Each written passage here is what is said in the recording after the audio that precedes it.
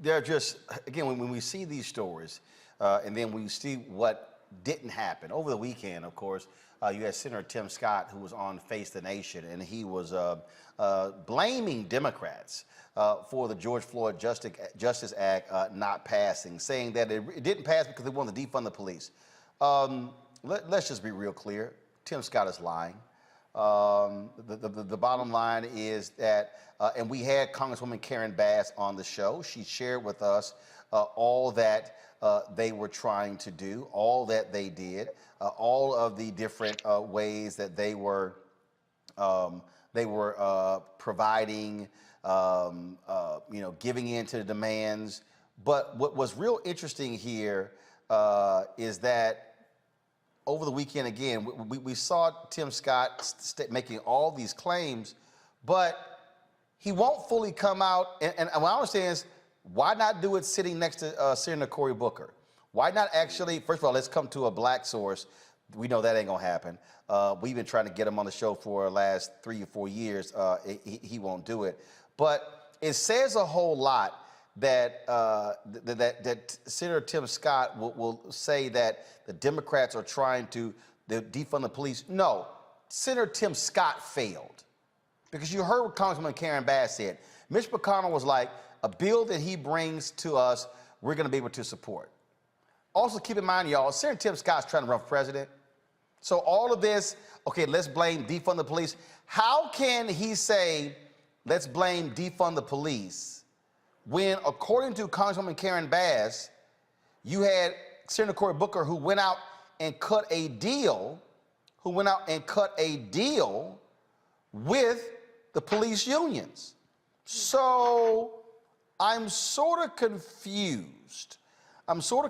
So here is, matter of fact, I want to pull up the right soundbite here so we can, this is what Tim Scott said on Face the Nation. Listen. There wasn't a net loss of funding. In fact, there was funding being increased in terms of increased mental health funding specifically, that there were specific programs for recruitment and training funding increases, body-worn camera funding increases, data collection. Yes. So that's not cutting funding. It's might be allocating it in different ways. Actually, here's what we know. We have about $1 billion in grant money that goes to police.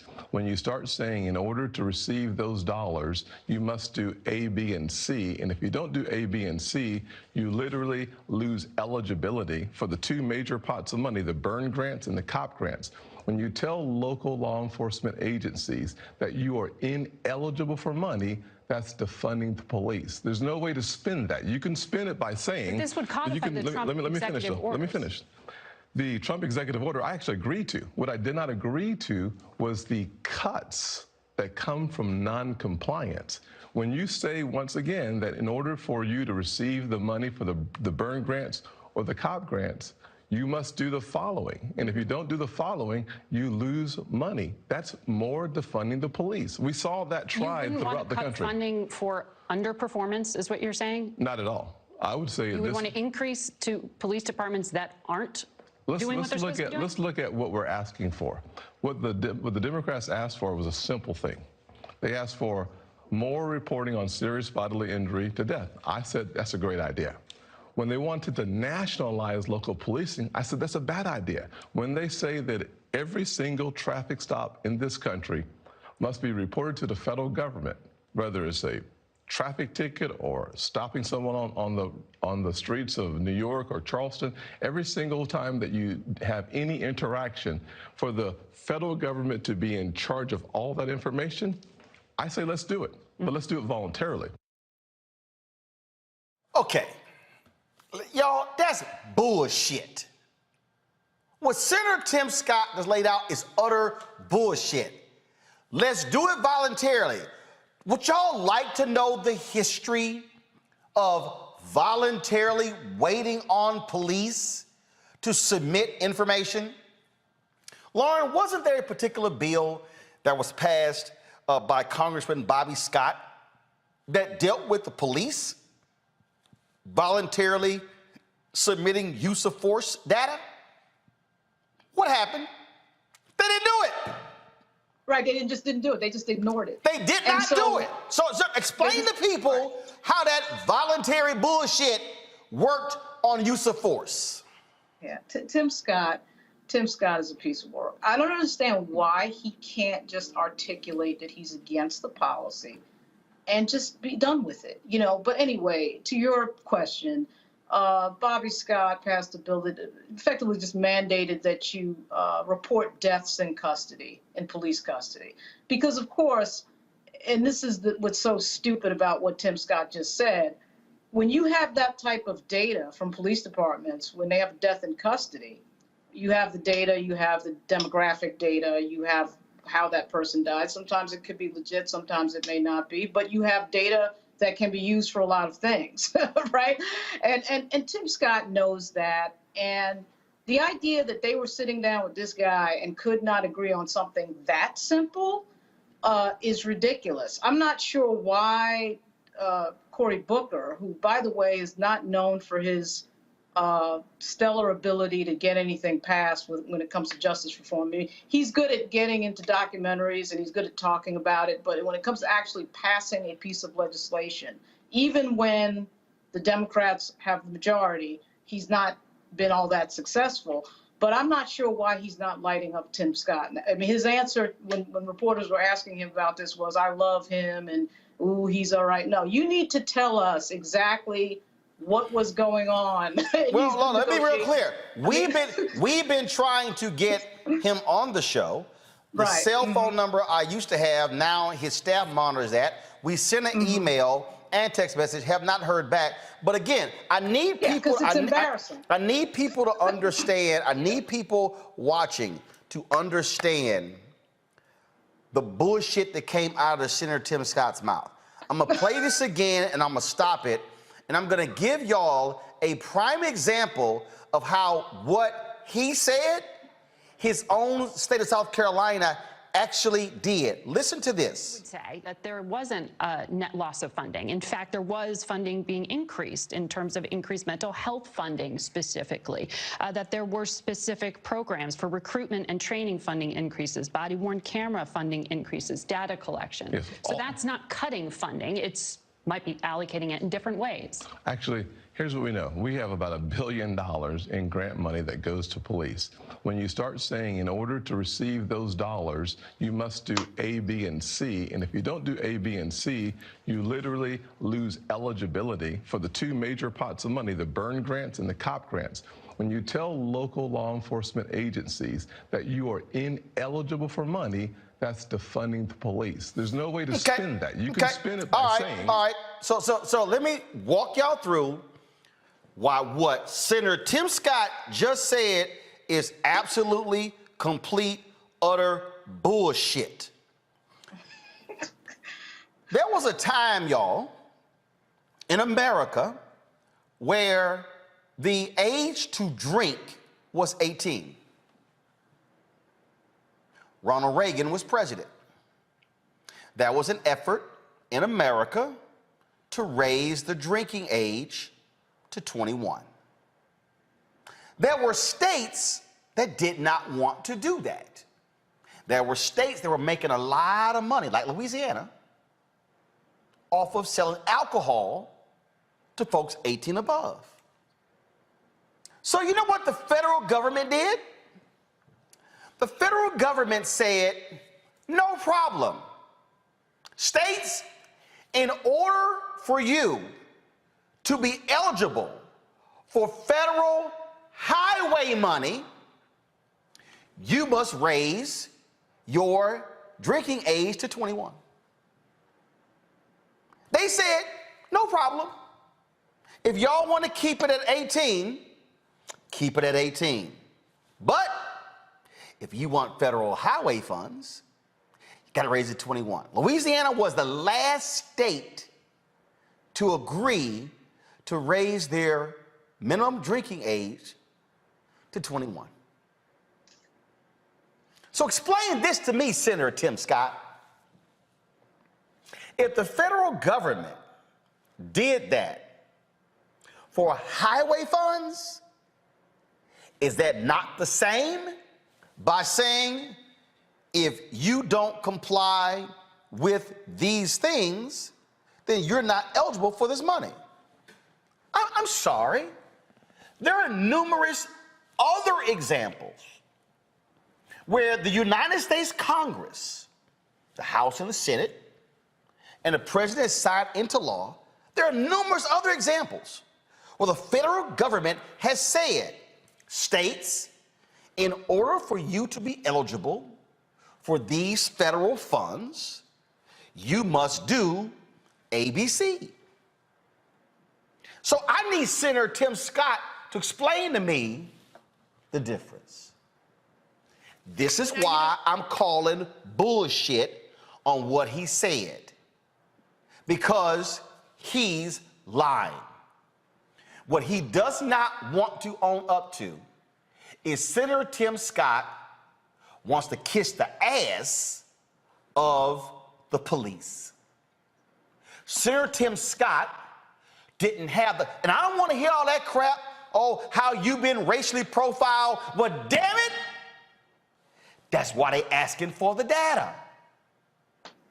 They're asking for the data, Tim, because they're tired of law enforcement lying. Why is the data important?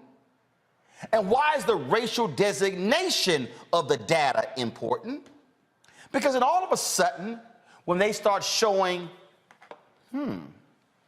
black people are getting stopped at a 78% higher rate for traffic violations than white people, but black people only comprise a certain percentage of the city. Just hold on. Art Acevedo.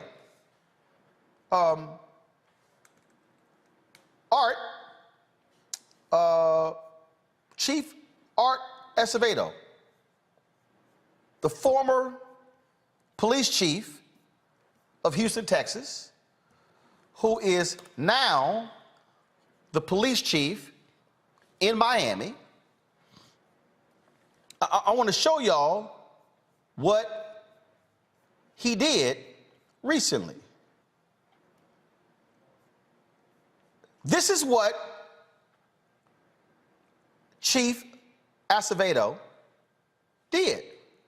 He actually came in and stated that he uncovered a pattern of unlawful use of force by officers, and then said the chain of command covered it up. Read. This is what he wrote. Furthermore, since my arrival at MPD in April, I have uncovered a pattern of unlawful use of force by officers And in some instances, the chain of command has covered up the unlawful use of force by some officers.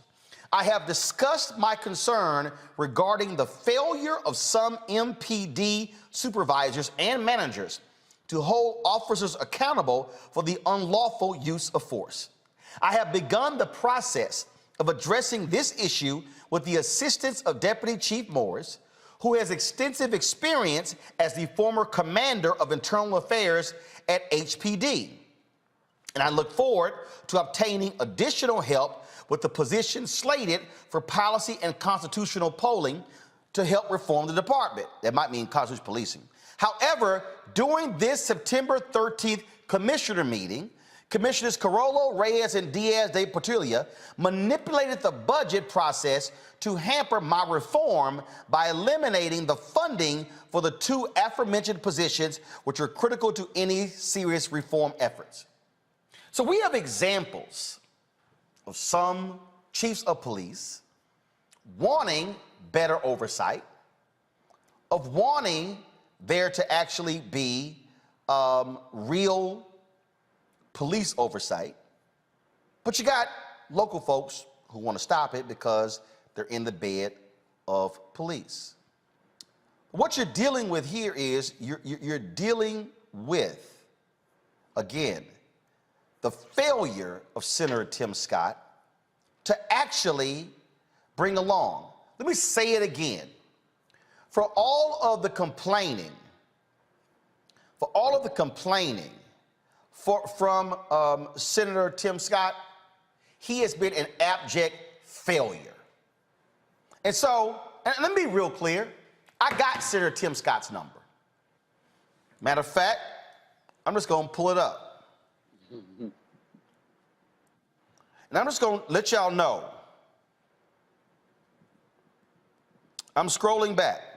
The last time Senator Tim Scott has responded to one of my text messages was on March 13th, 2017.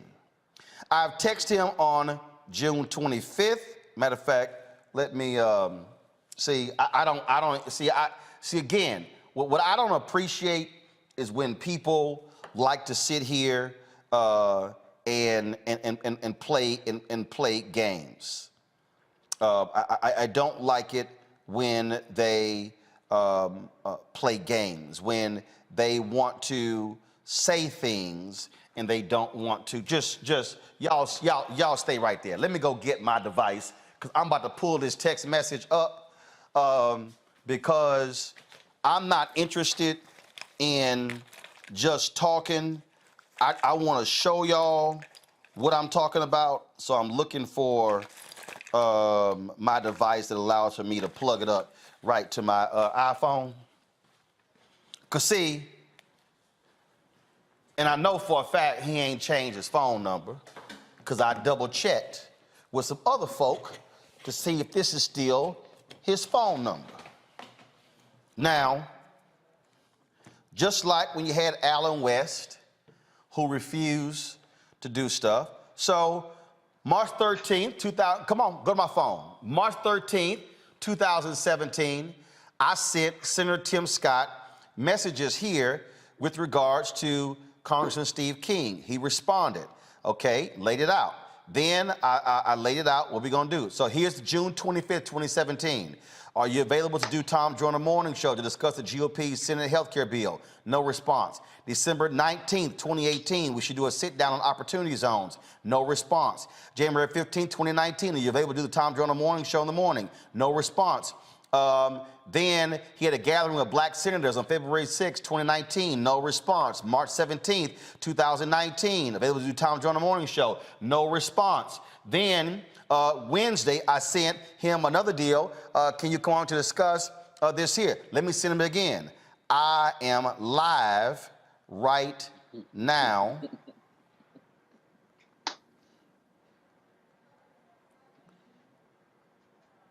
You know what?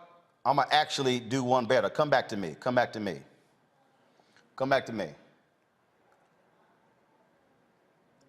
Senator Tim Scott, I'm live on my show right now. We're talking about the failure of the Senate to pass the George Floyd Justice Act, hit me up, call me back, call me or text me, so you could come on the show to explain to our audience, African-American audience, why this failed. I saw you on Face the Nation. I saw all the responses, but I got a whole bunch of other questions. So for instance, I got a whole lot of other questions I need you to answer, because frankly, what I'm hearing is not, I'm not feeling that. So hit me back. This is my number. You text me back, have your people, and if you want to sit down for the full hour, we can do it. In studio, not in studio. You want to sit down for the full 2 hours, we can do that as well. But let's have a real conversation about why this George Floyd Justice Act failed when you and Senator Lindsey Graham promised that y'all were going to actually get this thing done to the George Floyd family. Send. See, it'll never happen. See, I told y'all I don't play these games. What Senator Tim Scott walked through, now I want y'all to listen, I want y'all to listen to this one. Listen, watch this. Hold up, let me plug it back. Let me plug it back up, because I want to play this other sound bite. And see, this is why, I know you're fine. You can go talk to Margaret Brennan all you want to on Face the Nation, but she ain't gonna ask the questions I'm gonna ask you. Listen to this. Senator Cory Booker, who was your partner in this. Yes. I mean, this started under the Trump administration. It continued under the Biden administration. Exactly. When Republicans in control went nowhere, Democrats in control, it's going nowhere. But both times, the folks that left the table were the Democrats. Let's just be clear that we have stayed at the table. We said simply this: I am not going to participate in reducing funding for the police after we saw major city after major city defund the police. Many provisions in this bill that he wanted me to agree to limited or reduced funding for the police. That's a lose-lose proposition. When you reduce funding for police, you actually lose lives in the communities. Our approach was a win-win approach. We want the best wearing the badge, and we want the vulnerable protected. So when you tie funding losses in this legislation, you should expect an allergic reaction from me. Okay, so again, why that's nonsensical is because you already heard Brennan break it down where the money was going to be shifted. That's not defunding the police. You cannot say, if I give you X amount of dollars and a portion is going to go here and here, you're still getting it. You're literally still getting the money. But what Senator Tim Scott is really saying is, no, we don't want the money to go to mental health. Even though police have said that they are bothered having to do these mental health calls because they're not equipped for it. But see, we don't want to deal with that. Yeah, some of the unions are for it. Yeah. And so some of the unions were for what they were talking about, and Scott stopped it. You know, the other thing that comes to mind, of course, is Walter Scott, who was shot in the back, what was it, 5 or 6 times a few years ago, and Lindsey Graham and Senator Tim Scott got all emotional about it, and we've got to do something about police brutality, and then nothing happened. I actually think the real question here, too, is why are they talking to Tim Scott? You're in control of Congress and the White House. Why are you talking to people and negotiating? Easy, because hold on. While we were on the air, to your point, Senate Republicans blocked the increase in the debt limit, and the same thing, because they're like, it's on y'all. You pass what you can pass with the majority, and what you can't pass, you can't pass. No, but here's my whole point. What you need 60 votes for, you need 60 votes for. Hold up. Do you need 60 votes? Wait a minute. Do you need 60 votes for the George Floyd Justice Act, or is the real problem you got Manchin and Sinema, who they refuse to put real pressure on to submit to breaking the filibuster? Absolutely, and that is the ultimate problem. But there are typically other vehicles of legislation, of course, that pass that you can insert language into. And there's no reason why George Floyd can't be one of those packages you insert into something that's maybe a 50-vote margin vote. That you know, you have to make a deal another way. But why Cory Booker and these people think that they're going to get anywhere with Mitch McConnell and Tim Scott on justice reform? That is fantasy world. Absolute fantasy. Hey, Juliana, is what I said to Congresswoman Karen Bass. I had absolutely no faith, zero, nada, That's right. That's none, right.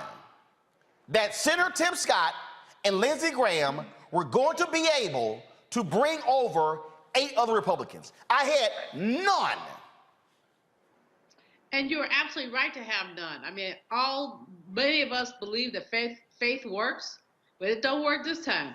What we've got going on here is basically Republicans, they don't care about public policy. They don't care about people. They care about winning. And that's all they care about. And so when you see someone like a Mitt Romney, who knows better? I mean, I could call out the name of 10 Republican senators who know better, but they're not going to do better because they don't have to. They're not going to do better because this is a story of how essentially Republicans and them Trumpies have essentially taken over the Republican Party seat and made decency a marginal value. There, 20 years ago, you look, 30, 40, the Rockefellers, there's so many people who, we didn't agree with them on money, but they were decent. Now there is no decency in the Republican Party, and that's why your faith was misplaced. Congo? I noticed that you said he hadn't texted you since, I think, March of 2017. That coincides with 2 months after Trump came into office. So he was clearly being strategic from the jump in terms of his allegiance. I mean, he's not an honest broker. Just like Lauren was saying, the Republicans are not honest brokers. Like all of us said, we knew it was doomed from the start. And let's be clear.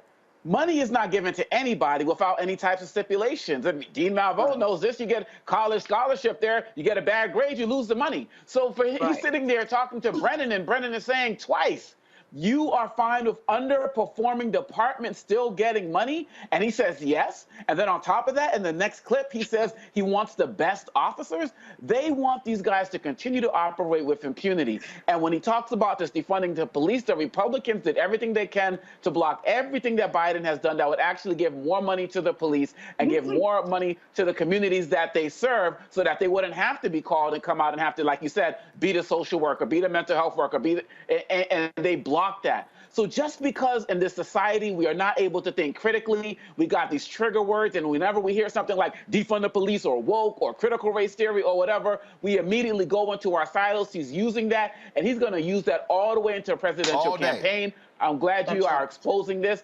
and we, again, we got to get rid of this filibuster, and we got to make this happen. You just talked about what the Republicans did. They are masters at minority rule. And they are doing the Democrats right now. It's ridiculous. Look, this is a tweet right here. Listen to this. This guy, Will Selden. 3 times in this interview, Senator Tim Scott defines conditional grants to police departments, offering to give them money if they comply with rules such as banning chokeholds as defunding the police. The phrase defunding the police has lost all meaning. Yeah, well, see, that's why he won't come on your show, Roland, because you are going to ask him detailed questions about what that burn grant money goes to, which, by the way, is usually things like body-worn cameras, police equipment.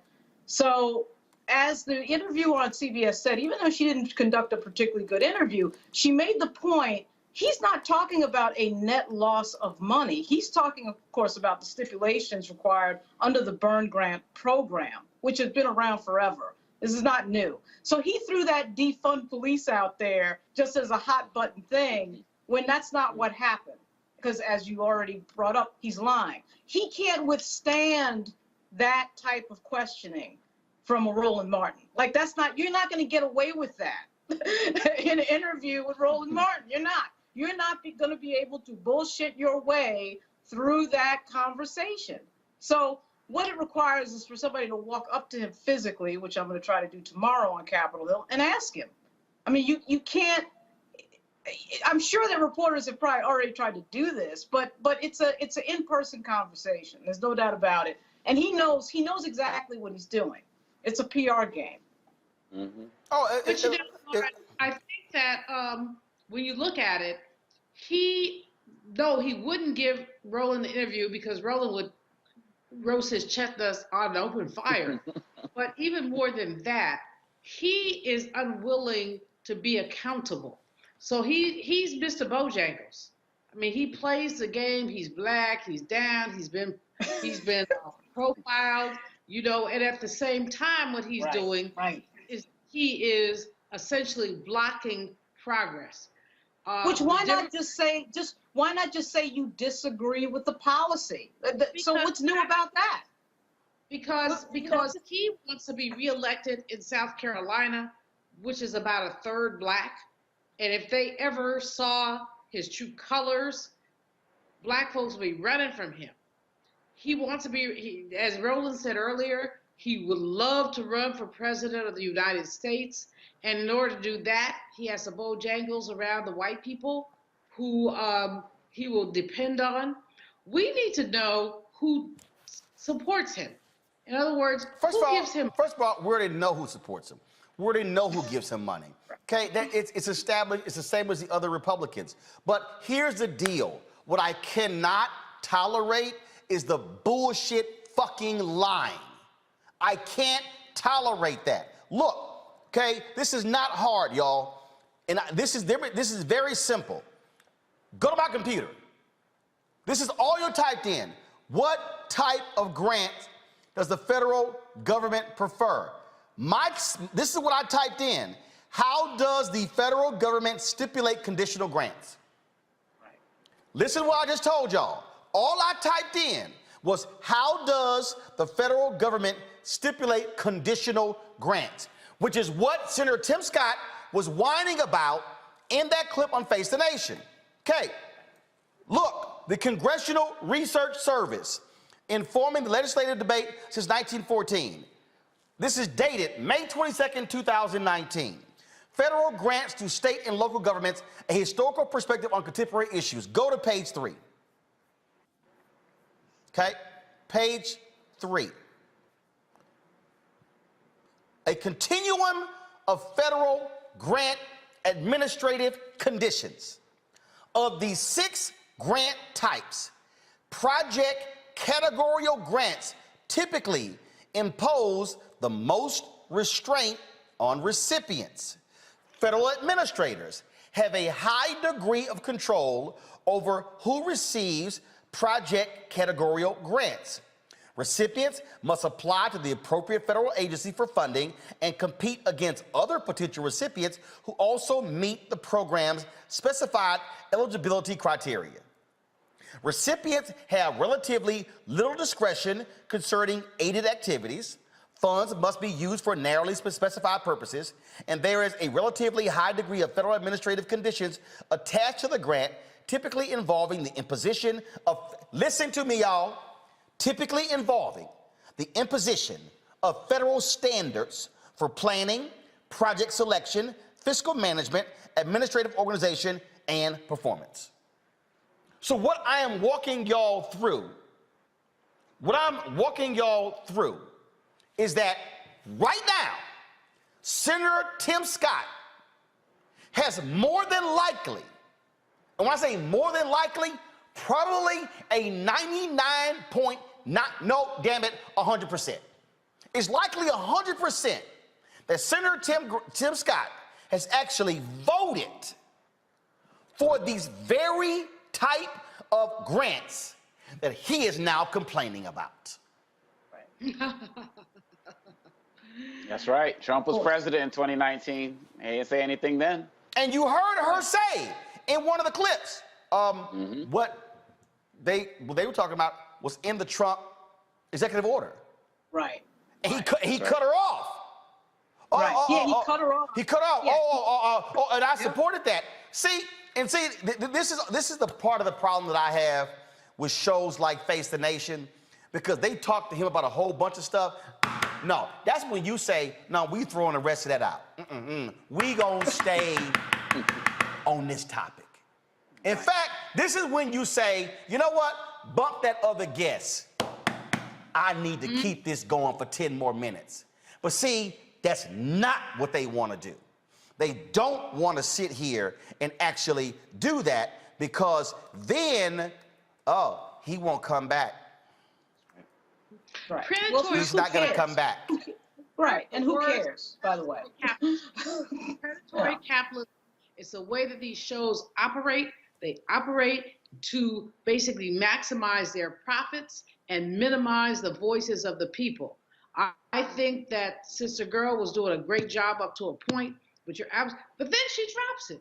She just blocking drops it. And see, just so everybody knows, again, after he went on Face the Nation, here is Tim Scott talking to Trey Gowdy, former congressman from South Carolina, who now works at Fox News. Listen. His buddy. Yeah, these guys are, let me see if I can reset this here. They're good friends. Oh, yeah. Okay, just so y'all know, again, how the cute little game is played. Here we go. Joining us, Senator, the Democrats left the negotiating table twice. Why? Yeah. Dre, it looks like they have just, they're managing so many crises. I think they're looking for a way to give Biden a win. Think about Afghanistan crisis, the border crisis, crisis in the Middle East, a crisis of spending, crisis in taxing. So they're putting politics over people and focusing on a partisan victory. They're actually going to look for the perfect and make it the enemy of the good. I simply cannot understand my friends on the other side who must have forgotten what it feels like to live in marginalized communities, wanting police to be there to protect you, thinking about those single moms who come home late at night. They want protection. And 81% of African Americans, Trey, said they want the same level or more police. And you listen to the other side, they're elites. They must not care. Okay. See, this is the game they play. This is the game they play. 81% of African Americans want to feel safe. Yeah. I don't know anybody who prefers to be unsafe. Right. But what Senator Tim Scott did not mention on Fox News is the damn near $1 billion local governments have paid out in police abuse cases. What you hear Senator Tim Scott did not mention was the 2 cases we showed y'all of canine dogs attacking 2 black men. What he didn't mention is Laquan McDonald's case in Chicago, where the cops lied about the shooting and Van Dyke was convicted. He didn't mention the cop in Florida who's in prison for shooting a brother who was in the choir. The cop was driving an unmarked van and walked up on the brother and damn near immediately started shooting. See, he ain't mentioned none of those cases. See, what Senator Tim Scott will never say to Fox News and own up to is black people want to feel safe in their communities. What they don't want are being beaten by cops, being lied on by cops. That's what they don't want. But I guess he overlooks those marginalized voices. No, that's right, of course. I mean, this is the game. His game is all about making sure that nobody is in a position to ask him questions for more than, 2 or 3 minutes, because it can't withstand, this routine cannot withstand 3 or 4 minutes of specific questions. And he knows that. This is the PR game. And that's why I don't know why the big charade. If it was any other senator, if it was Jim Inhofe or some conservative Republican, they would have said, look, I'm not for this. I don't want to change anything about policing. I'm not in favor of the George Floyd Act, so I don't want to talk about it. So why did we just go through this big charade? Why did Tim Scott want to appear as if he was interested? For what? But Laura, I mean, he wants relevant. He wants black people to think well of him. So it was a great optic for him to say he was going to do this and to sit with Karen Bass and to sit with the others. It was a great optic. But he never in his entire lifetime, planned to move any closer to Bass and the others around the George Floyd Transparency in Policing Act. What he did. The flip side is, Congresswoman Bass and Senator Booker should have called a press conference and lit his ass up right after this happened, that we found out that the talks had broken off. Because this whole kumbaya, this whole routine that they're doing of not specifically bringing up the dysfunction and the fact that the Republican Party is not interested in serious policy, in serious federal policy, that needs to be pointed out as much as possible. Okay, so here's the deal. Here's Senator Cory Booker, you know, on Meet the Press, and I saw him earlier. You know, there was an interview where he was on Black News Channel. Senator Cory Booker, I need you to, and I already sent him a DM saying I need you to have your staff return some phone calls, because I've been trying to call you because you changed your cell phone number, and maybe I should call the girlfriend, Rosario Dawson, to get a message to him, like, yo, can you call a brother? No, because like bottom line is here, like, we were out there. We were dealing with it. So this is what he told Chuck Todd, and I appreciate them going to all these mainstream folks, but come talk to black people where people actually watch the show. Listen to this. Want to let you go without asking about your take on why police reform didn't come to fruition. Here's what Tim Scott said. He said Democrats said no because they could not let go of their push to defund our law enforcement. Is that correct? No. Again, why are we descending into partisan name-calling or partisan corners? These are two guys that sat down, that worked very hard over 9 months, got the FOP to endorse a compromise bill. Stop right there. See, all right. Scott's wearing your ass out, controlling the narrative. See, let me go. See, let me walk the audience through, because Lauren mentioned it. I need y'all to understand what's really going on here. Senator Tim Scott, whole deal is, how can we control the narrative? Right. Boom, he throws it out. Defund. We defund it out. Senator Cory Booker, why do we have to sit here and use names? Bruh! Recognize what they're doing. Let me go back. I never imagined we would get FOP leadership to come on board. The International Association of Chiefs of Police, who said, yes, our profession's in trouble. Right. The families were with what we were proposing. It didn't work. Why do you think Senator Scott's using this language, though? Because you've been very diplomatic. He's not being as diplomatic. Why? You know, I love him. I send him grace all the time. He is a friend of mine. The reality is I've gotten big things done in this town, in this space, with Lindsey Graham and Chuck Grassley and Donald Trump. We got big things done to cut. Do you think McConnell didn't want him to cut this deal? Do you think there were others above him that was basically like, do the best you can, but? I promised the families we're going to get something done. I'm still at work. I'm not throwing accusations at either side. I do think this town has got to learn, all of us, that to try to play the singularly blame game. Right. I accept responsibility. We didn't get it done. I haven't stopped working. We need to lift the frequency of this town, especially on issues like this that all of America knows. Biggest demonstrations in this country's history for change. They want change from the federal level. It's quite notable, though, that you're not going politics here. Senator Scott is. Just saying. Again, I've learned a lot over the last 8 years, and that's not the way to get things done in the long run. And the families deserve. We're going to still see videotapes of unarmed African Americans being killed. We've had tragedies in this country we've all witnessed. We've got to start getting things done. And the wonderful thing about it is police leaders understand it as well. We've got to get back to the table eventually and get big things done. Wow. Let me tell y'all something. You ain't my friend if on the other side of the room you tell everybody he ain't shit. But then when you come with me, hey buddy, no. Senator Tim Scott dragged Senator Cory Booker's ass. And this side, if y'all want a case study on how Democrats keep getting their asses handed to them, I just showed you. Exactly. This is why. You're absolutely right. What would tell you that he's wrong is Mitch McConnell. Mitch McConnell doesn't come to the table and talk about anything when he's in the majority. He does his thing. And until the Democratic Party understands that and realizes that you have to roll these people, they're not negotiating with you.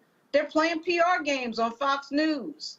And they never figure, I don't know what it is about the Democratic Party. They never figure this out. And they learn this lesson of getting their ass kicked over and over and over again. The only one that really seems to understand what the heck is going on really is Pelosi. I mean, she just does her thing. She didn't care about what they're thinking and what they're saying. See, Omakongo, look, here's the deal. I don't know, Omakongo. I'm hopeful that ABC News will call me back to do This Week after I destroyed Chris Christie.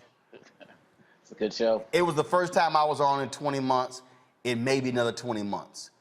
But here's my whole deal. I'm not going to sit here. There's a reason Fox News don't call me.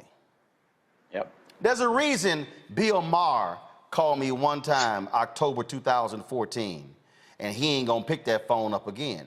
Because, see, and I remember when when I was at CNN, I remember one of the executives called my agent and was like, well, when we have these debates, but he takes them so, it's just a debate. I'm like, no. I'm here to put your ass in a rhetorical body bag. I'm here to bury your ass. I am not here to be cute, so we can play patty cake. No, Yeah. no, Ro ain't here for patty cake. Because the issue here, this is about the lives of people. Right, life and death. And you gotta understand the other side, they ain't playing by no rules. They ain't playing nice. Scott just said you walk away from the table twice. And your response is, well, I don't know why they're using those phrases. I don't like calling names. He's my friend. I'm going to extend him grace. I ain't extending. Let me tell you something. I'm just going before I go to, let me go biblical here. Senator Cory Booker, when you say, I'm going to extend him grace, the great German theologian Dietrich Bonhoeffer coined a phrase called cheap grace. And cheap, and just so everybody need to understand, the German theologian Dietrich Bonhoeffer studied at Abyssinian Baptist Church in Harlem. Bonhoeffer traveled to the United States and saw faith in action, saw social justice and the church combined. Bonhoeffer took what he discovered and studied at Abyssinian Baptist Church and took it back to Germany, began to apply liberation theology in Germany, which is why he was part of the resistance against Hitler, even reached the point of participating in a plot to assassinate Hitler, and determined that killing an evil man like Hitler was justified in the eyes of God because of the evil that he personified, but I digress. He came up with the notion of cheap grace because cheap grace, as Bonhoeffer defined it, Omakongo, was when somebody commits sin and they go, God forgive me, I'm gonna be a hoe again tomorrow, but forgive me tonight. And then when they hoe tomorrow night, then they come, God forgive me. He said, no. He said, we want to keep extending cheap grace. He said, people want, he called that cheap, Senator Cory Booker, that's cheap grace. Because the man has rejected your grace. Said you walked away from the table. Said you want to defund the police. He don't care. He ain't calling you friend. He is treating you like a foe. And when somebody shows you that they are a foe, you do not hug and kiss and be nice. No, you got to treat them like KG did when he played against somebody. He said, we ain't friends, because when the game starts, we on opposite sides, and I'm trying to win, and I'm going to do whatever necessary to take you out. That's how Republicans play the game in this city. Period, bottom line. Period, bottom line. And not only did Senator Tim Scott say everything that you just mentioned, then he went further to call them all elitists, to talk about they forgot what it's like to live amongst the people. And Senator Booker is always talking about, I still live in the city, I still live amongst the people, so on and so he took that as well. And these guys, one of the things that we didn't mention is why Senator Scott is doing this and why McConnell and all of them doing that. They're running the clock as well. They are working to get as close to the midterms as possible, so they're going to delay all of this. And as Lauren said, the Democrats keep falling for this. For some reason, I don't know why this time I thought it was going to be different. Maybe, coming off of Trump and everything that he did, that they were going to be like, we're not falling for the BS anymore. But they're going for it again. You're sitting here talking about, that's my friend, I love him, and so on. So what? I love getting home safe at night. I love, when a cop runs up to me, I love knowing that they're trained and they're not going to try to just shoot me up just because my lights are off or something like that. This is like you said, this is life or death for us. And that's why when you go into these studios, you don't play with them. And that's why these senators and Congress folks can't be playing with these guys right now, because they don't care about our lives. And Senator Booker, respect what you're doing. Representative Bass, loving all of the work that you're doing. But you're right, these senators, we gotta play hardball, man, because it is literally for us a matter of life or death. Forget all of this friendship stuff. Hold on. Before I go to Julian, again, I'm just gonna give y'all a quick, literally, we gonna close out in 3 minutes. But I just want, this is a 38-second clip, but y'all know I don't never like showing anything from CNN. But I'm gonna show y'all how not to respond to Republican attacks. Watch this. The bill that you were pushing was defunding the police. Again, it's unfortunate. You remember on this saga, we got the head of the FOP. Stop right there. Okay, let me go back. Here's the question. The bill that you were pushing was defunding the police. Boom. Come back. This is your response. Jake, that's a lie. And it's an offensive lie, as Senator Tim Scott knows it. Period. He knows that's not the case, and I wish he would stop telling that lie in order to score points with his Republican counterparts. Listen. Roland. No, hold on. Listen. Again, it's unfortunate. You remember on this saga, we got the head of the FOP, the director of FOP, IACP, these are some of the biggest unions and law enforcement agencies, to go with us on a lot of common sense reforms. And those folks don't want to defund the police. This is a bill that would have had millions of dollars for police. Okay, hold on. So, fewer dollars, though? Millions of dollars more. Additional dollars, because we want to help officers with mental health issues. Stop. Okay, all right. So, this is how you say it. Jake, I met with the Fraternal Order Police. They agreed to this. I met with the International Police Association. They agreed to this. The very people, Jake, who are wearing the badge, who are patrolling the streets, they agreed to this, and this. Senator Tim Scott, who does not wear the badge, refused to actually do this. You also don't go on television with that mansy-pansy, weak-ass millions of dollars. No! Give a number. Say 75 million, 125 million, 200 million. That's what you do. Learn to fight when you are in a war. Right. Instead, we'll be millions of dollars. Jay goes, hire a lawyer. No, I'll be millions. No, give me number. Julian, go ahead. You're absolutely right. These Negroes run around acting like they're scared. They have the power in the Congress, in the Senate with 50 votes. They have the presidency. They have the White House. Why do these people not just do their damn work? Just do your work. I'm so disappointed in Cory Booker that I cannot even articulate it. But he'd been Mr. Bojangles much of his life. He was anointed by the Clintons and others as this, Harvard, Yale, wherever he went, black man who's so articulate that he was still of the people. Well, no, he's not of the people. And Tim Scott is right about him. from that perspective. Because if he was of the people, he would not be mouthing this bull crap. He just wouldn't be doing it. And so what we need to do about those like Scott and those like Booker is vote them out, both of them. Lauren is up there cracking up. She's cracking me up by watching her crack. And because this shit is funny, excuse my language, but this shit is funny. It's funny when you have all the power, but you refuse to exercise it. And what it does is to the detriment of our people.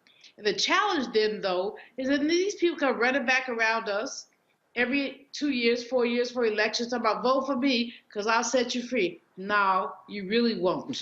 No, you really didn't. Folks, look, all I'm trying to say is this here. This is too serious to continue to play these games.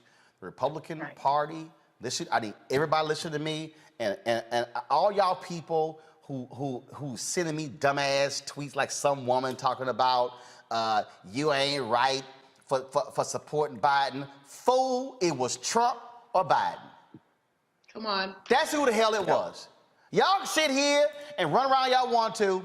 Here's what I know, and y'all need to listen to me clearly on. The Republican Party wants to take over the House and the Senate, and they want to win back the White House in 2024. They will not support any civil rights investigation in the Department of Justice. They will not support any police consent decrees in the Department of Justice. One of the first acts of Jeff Sessions under Donald Trump was to remove the money that they were used to investigate white domestic terrorism and moved it over to target Muslims, when the greatest threat, according to the FBI director, was white domestic terrorism. And y'all can sit here, and let me tell you, and I ain't never said anybody, Biden damn sure ain't perfect. But if you tell me I got a choice between busting his ass and dealing with crazy ass Trump and his white nationalists, ain't even a discussion as far as I'm concerned. But what we are not gonna do is sit here and play games with these folks who wanna play nice. So I wanna know where all the white streets after George Floyd was killed.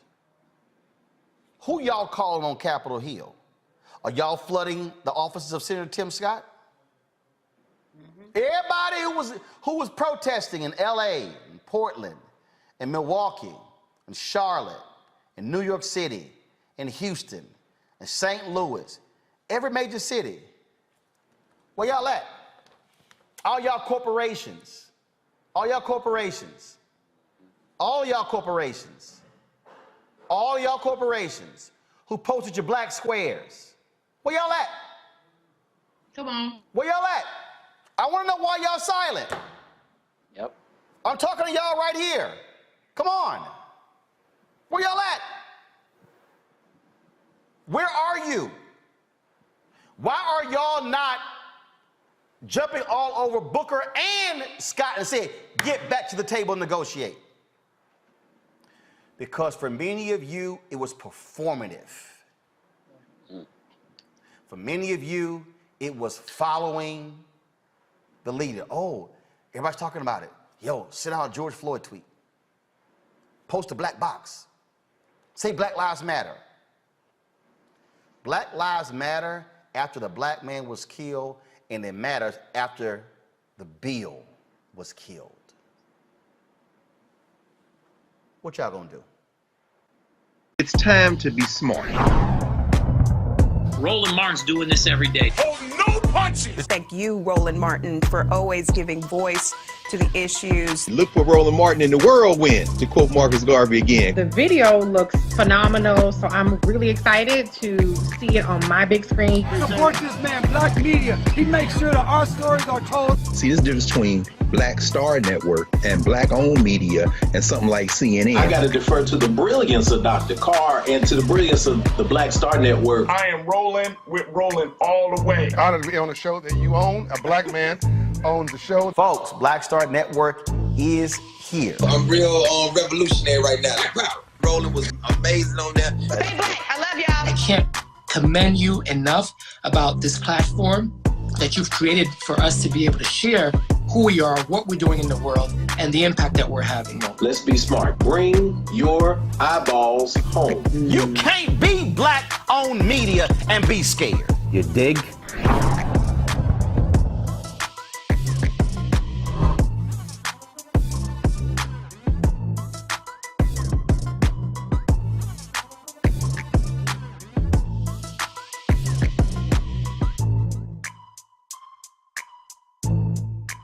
Fam, the George Floyd Justice Act is dead because Senator Tim Scott, Senator Cory Booker, as well as Congresswoman Karen Bass, they couldn't come to an agreement.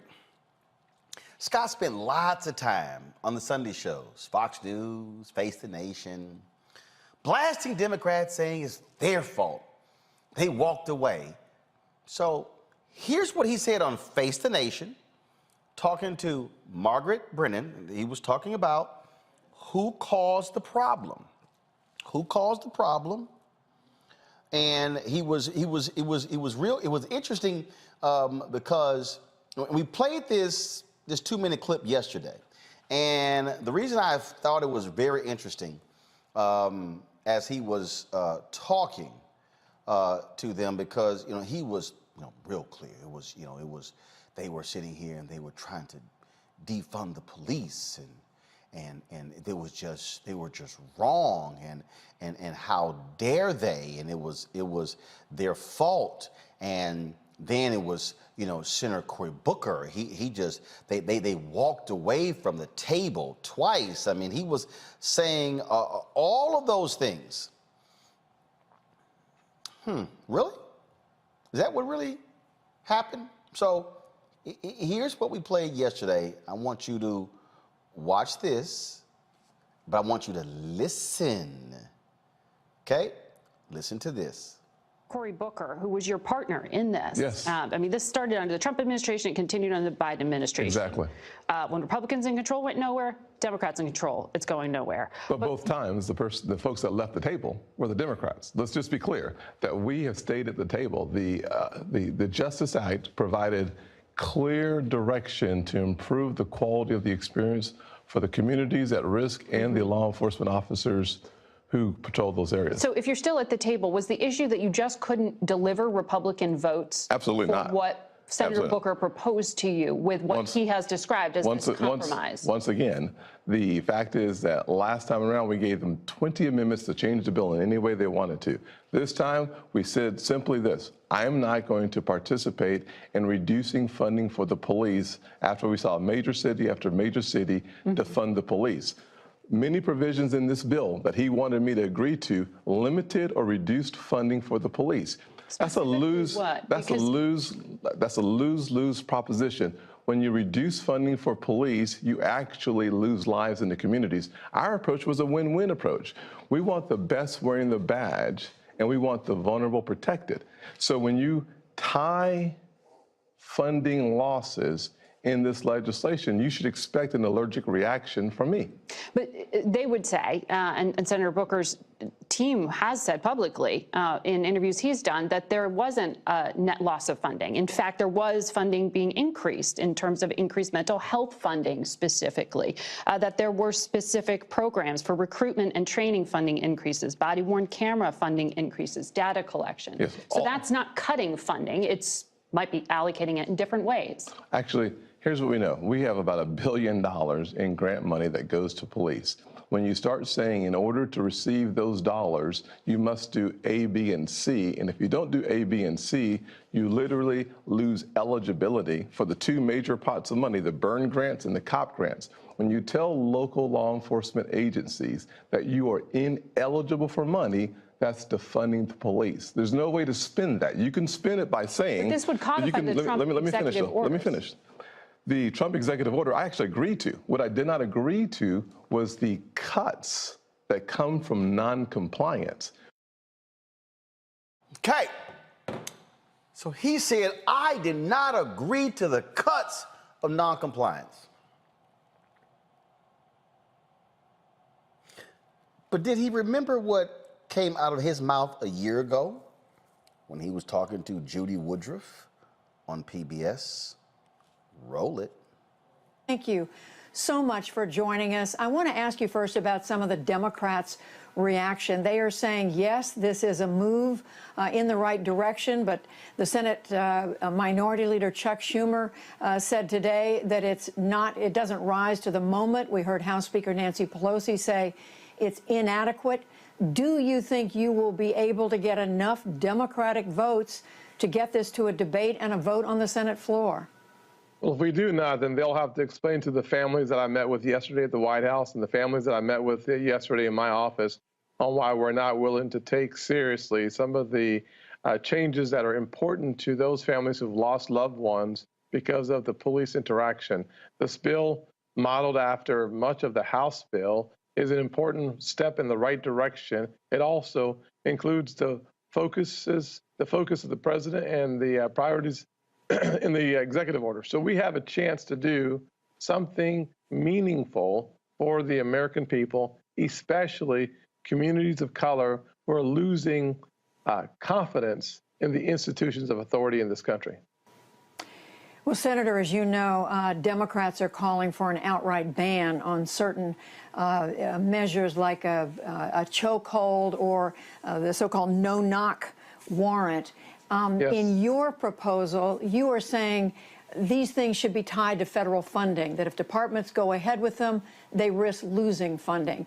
And yet you also said today that this is something that should be debated. The chokehold should be debated for the American people to hear. So it sounds like you're open to a complete ban on a chokehold. Is that right? Well, I would say it this way. My legislation gets us to the position where if you are in a law enforcement department that does not already have a ban on chokeholds, you do not have access to the federal funding. The House bill does not have the ability to actually, in my opinion, ban chokeholds. What they do is they defund states' revenue streams from the federal government. It's kind of the same thing, to be honest with you. The fact of the matter is that policing is a local government decision, not a federal decision. So I'd love to see how the Democrats thread that needle from federalism and the local department's ability to make the decisions. We do that through the refusing to give them the grant dollars. The White House, in their executive order, does the exact same thing through a certification process. So all three levers of government have the same objective. I think we get there if we keep working together, looking for a solution. So I hear a little bit Wait. He just said that if y'all don't have it in place, you can't access the federal money. He then said there's a certification process. So if y'all don't go through it, y'all don't get the money. Is that not what he criticized a year later on Face the Nation? When he said that, they trying to defund. I'm sorry, Tim.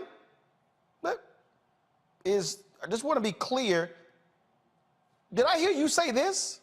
Increases body-worn camera funding, increases data collection. Yes. So that's not cutting funding. It's might be allocating it in different ways. Actually, here's what we know. We have about $1 billion in grant money that goes to police. When you start saying in order to receive those dollars, you must do A, B, and C, and if you don't do A, B, and C, you literally lose eligibility for the two major pots of money, the burn grants and the COP grants. When you tell local law enforcement agencies that you are ineligible for money, that's defunding the police. Hold up, okay. I need y'all to roll that clip from Judy Woodruff back about 45 seconds. Roll it back 45 seconds, and then I want y'all to hear what Tim Scott said a year ago to Judy Woodruff. Press play. Is a defund states' revenue streams from the federal government. It's kind of the same thing, to be honest with you. The fact of the matter is that policing is a local government decision, not a federal decision. So Democrats thread that new federal funding. enforcement department that does not debated. The chokehold should be debated for the American people to hear. So it's guys, put it on pause. Go back 30, 45 seconds. See, folks, this is what happens when you forget your last lie and then you go on TV with a new lie. He literally said to Judy Woodruff that if you do not do these things that we stipulate by the federal government, you're not going to have access to the money. He literally said in the Trump executive order, there is a certification process. Y'all, a certification process means if you're not certified, you don't get the money. Press play. And yet you also said today that this is something that should be debated. The chokehold should be debated for the American people to hear. So it sounds like you're open to a complete ban on a chokehold. Is that right? Well, I would say it this way. My legislation gets us to the position where if you are a law enforcement department that does not already have a ban on chokeholds, you do not have access to the federal funding. Stop, pause. So if you do not have a policy already banning chokeholds, you can't get the money. That's the same thing he criticized. Press play. Does not have the ability to actually, in my opinion, ban chokeholds. What they do is they defund states' revenue streams from the federal government. It's kind of the same thing, to be honest with you. The fact of the matter is that policing is a local government decision, not a federal decision. So I'd love to see how the Democrats thread that needle from federalism and the local department's ability to make the decisions. We do that through the refusing to give them the grant dollars. The White House, in their executive order, does the exact same thing. Stop! We do that by refusing to give them the grant dollars. Is that not defund? He then says the Trump White House does the same thing with their executive order. The executive order he helped write, that he supported. Press play. Certification process. So all three levers of government have the same objective. I think we get there if we keep working together, looking for a solution. So I hear a little bit of give in your position, but let me also ask you about this concept, legal concept, qualified immunity. Stop. See, now, see, again, this is what happens when you lie. Today, this statement came out. Largest U.S. police group appears to counter Senator Tim Scott's argument that Democrats sought to defund police in reform negotiations. Two prominent police organizations, the International Association of Chiefs of Police and the Fraternal Order of Police, appeared to push back against Scott's argument in a statement Tuesday. Though the senator's name was not mentioned, quote, despite some media reports, at no point did any legislative draft propose, quote, defunding the police. In fact, the legislation specifically provided additional funding to assist law enforcement agencies in training, agency accreditation, and data collection initiatives. These provisions would have helped strengthen law enforcement, improve community police engagement, quote, without compromising management and officers' rights, authorities, and legal protections. This, y'all, is the statement right here. I'm going to pull it up. This is the actual statement right here. Right here. So here's what happened. Scott said, well, you need to get the unions on. Booker said, cool. Booker went to these two unions, got the deal. all of us came back, brought it back to Scott, said they on. Then all of a sudden the deal got leaked. Then the other unions start yelling and screaming, scuttle the whole deal. See, Scott's been disingenuous. He's lying. At no point did Scott say that the unions were on board. So he goes on Face the Nation, he goes on Fox News, blasting Democrats, saying, oh, they want to defund the police. Here you have 2 police unions, Fraternal Order Police. We ain't no friends with FOP. Admitting that's a lie. So who will you believe? Y'all also notice Tim Scott would not say specifically, this is what I need in the bill. You know why? Because we had Congresswoman Karen Bass on the show on Thursday. I've talked with others on Capitol Hill. Scott kept moving the goalposts. Scott wouldn't commit. Well, no, I'm gonna need that. Well, no, I'm gonna need that. Well, no, I'm gonna need that. Scott would not even, listen to the Face the Nation, he would not even commit to what was in the Trump executive order. And y'all, he helped support it.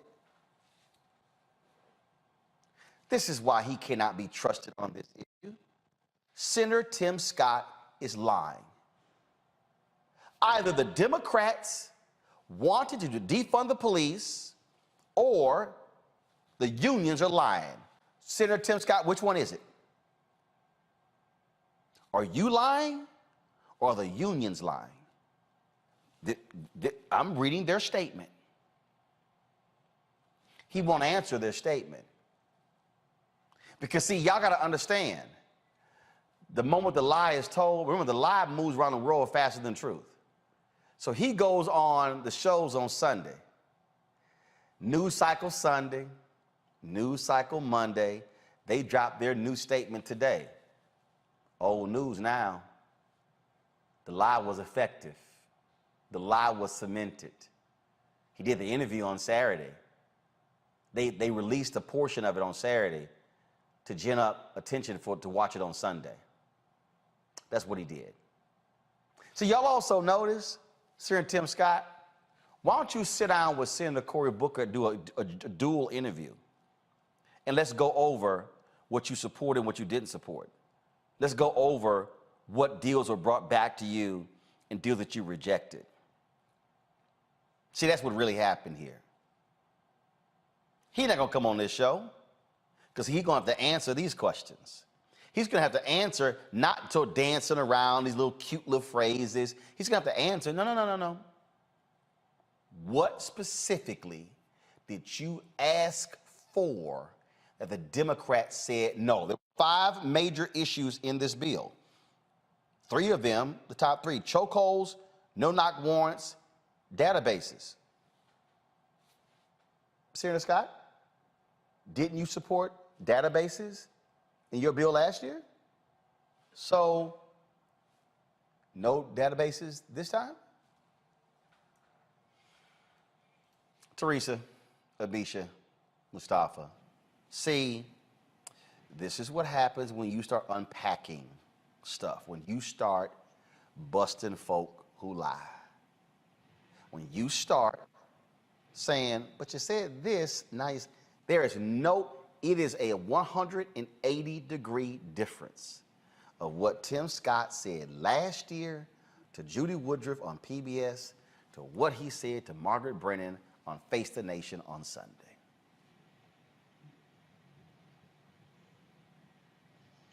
Any one of you can jump in. No, you're right, Roland. I think that we also have to remember that something else happened between last year and that Julie Woodruff interview and what happened over this past weekend. What we saw was a great mass of people who were marching, protesting, those on the right as well who wanted to get some level of attention during the election cycle, understanding that voters really cared about police brutality.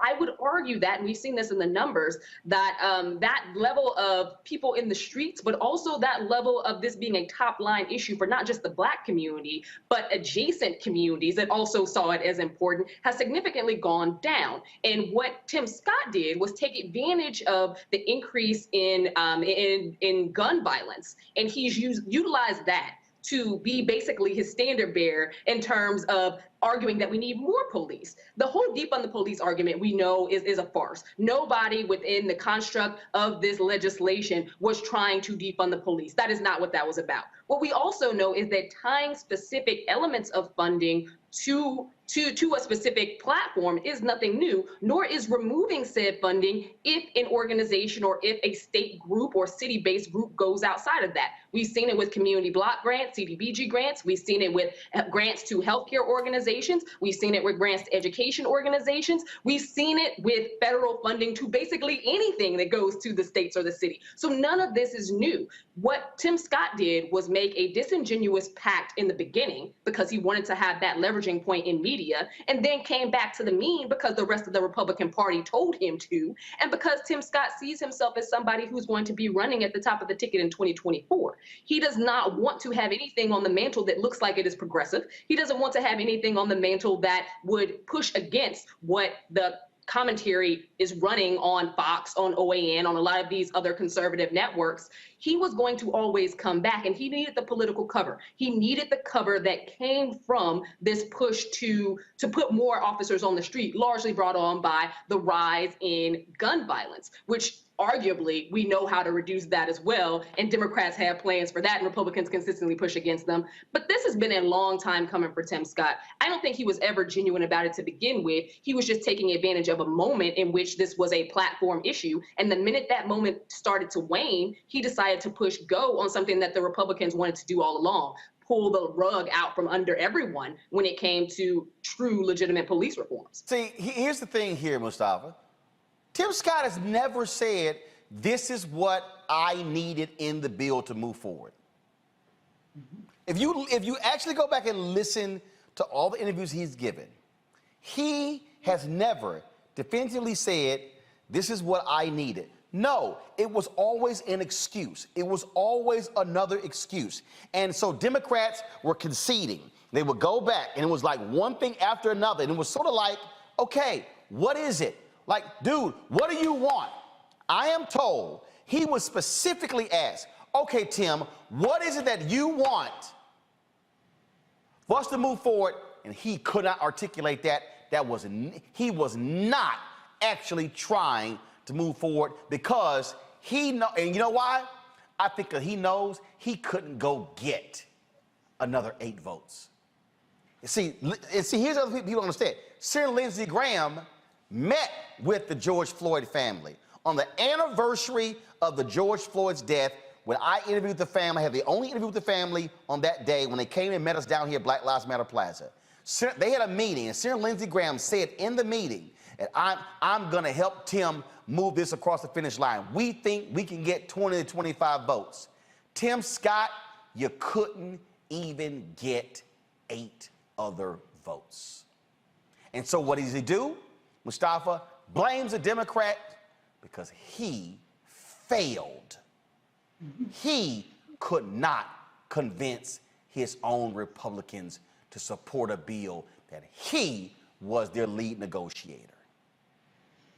I mean, that's exactly right. I mean, you know, he doesn't want to get locked down and have to give specifics because he knows, like you said, the Democrats were willing to do whatever was necessary to get something passed.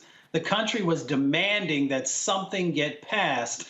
And, you know, folks pulled his card. And when they pulled his card, he used the Shaggy defense. He said, it wasn't me. And, you know, and he keeps saying it. You know, I didn't say that. I didn't do that. And then when people run the tape, you know, the truth is revealed. So, you know, we know what we're dealing with here. Misha laid it out for you. This is about him preparing himself for the 2024 election. They are going to have either a woman or they are going to have a person of color. And considering when you look at the Republican Party, it gets really thin for the vice presidential slot. So he's not going to step out there. And here's the thing that makes it even worse.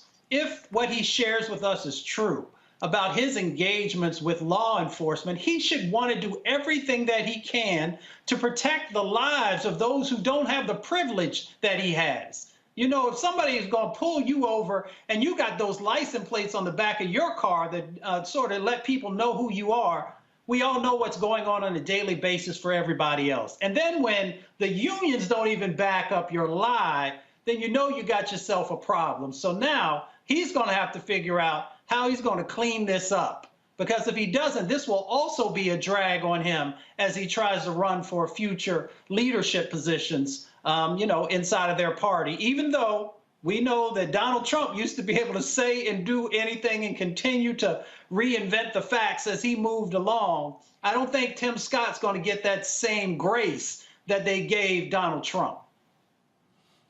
Teresa, I broke it down last night, and as far as I'm concerned, Democrats are being too soft, too weak in going after Senator Tim Scott. If that man's going to sit there and lie, I mean, the police unions, they have completely contradicted Senator Tim Scott. I don't understand why they are not firing back and checking them left and right by saying, no, you're lying. Absolutely. I think Senator Cory Booker, you know, is our lead spokesperson on this issue as it relates to trying to get this done. And I think he can speak to some of the actions that Senator Tim Scott has delivered, which was absolutely nothing. And it's unfortunate because, again, Senator Scott has been used. Of course, we knew that he wasn't going to have the votes. I think maybe in the early stages, he probably thought, you know, I am the Republican Party's, you know, golden child. I want to say boy, but golden child. As it relates to being the only African-American GOP, you know, force when it comes to criminal justice reform and any other things that, you know, may look like a progressive lens. But unfortunately, it always stops short. I think with Senator Scott, that's what it always looks like. It stops short on getting it done. But again, it looks like the Republicans have put up at least a fight to do so. And so, again, it's just an unfortunate appeal. Democrats need to do more. Senator Cory Booker and the rest of the Democrats need to call him out. I totally agree that the time is now. We can't wait till later. We can't wait until next year. And we just have to, you know, call him out for what it is. You lied. You didn't tell the American people the truth. You had a strategic plan on how you were going to roll out your communications. And you forget that people are pulling clips from a year ago. You forget that you are pulling clips for 6 months ago because you're saying contradictory things. And people do trust the unions. People do trust the working class.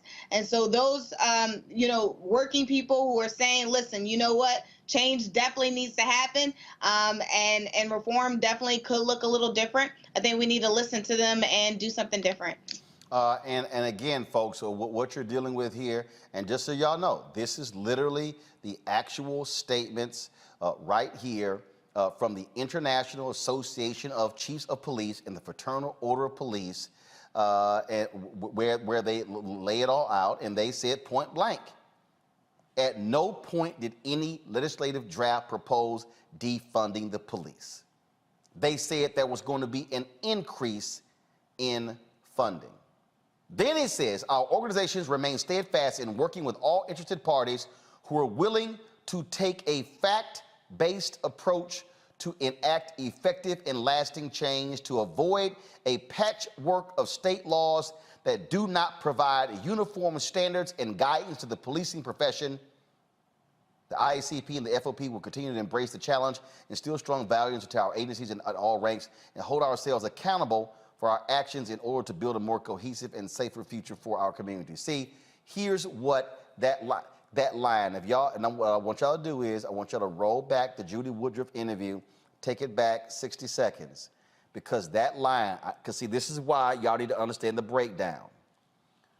when they say to avoid a, first of all, fact-based approach, and then to avoid a patchwork of state laws that do not provide uniform standards and guidance to the policing profession, this is what they were referencing, because this is what Scott said 1 year ago to Judy Woodruff. Listen.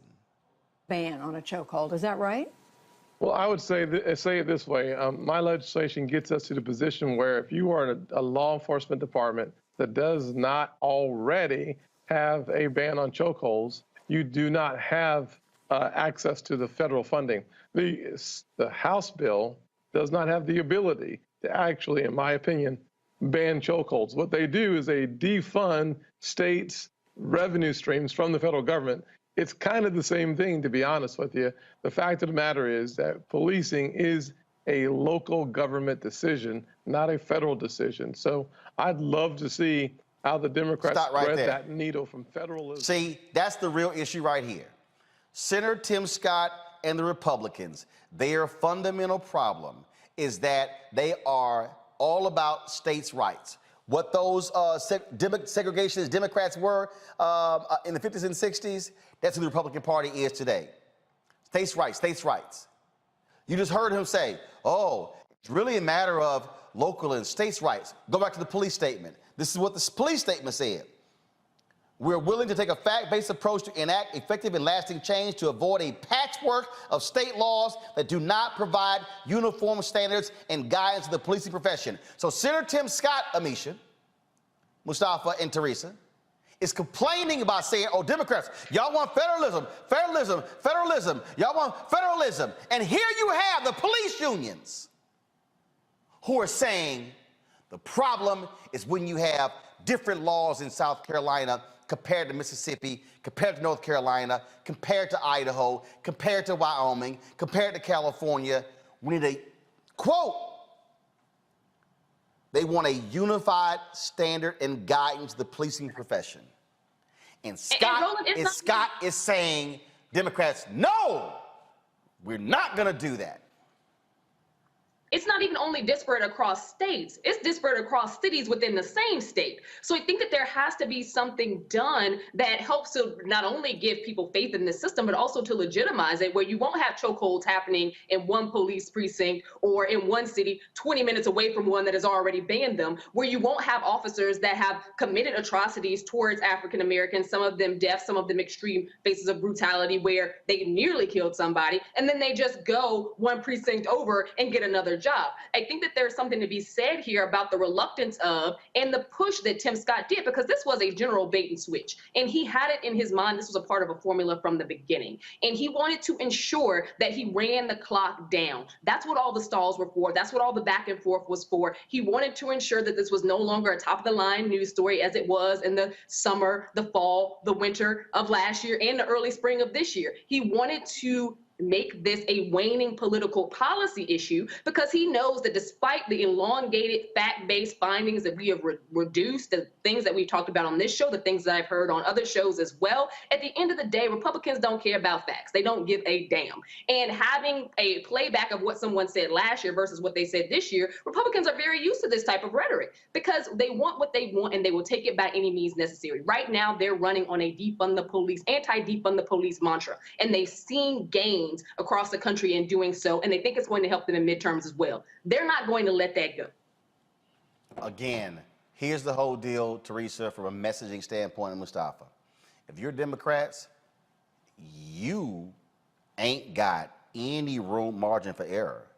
You need to be out there messaging point blank saying, yo, we were ready. He failed. He was the one who couldn't deliver. And frankly, I'm sorry, and I said to Senator Cory Booker, I saw his appearances, they were weak. They were weak. It was weak sauce. I'm sorry.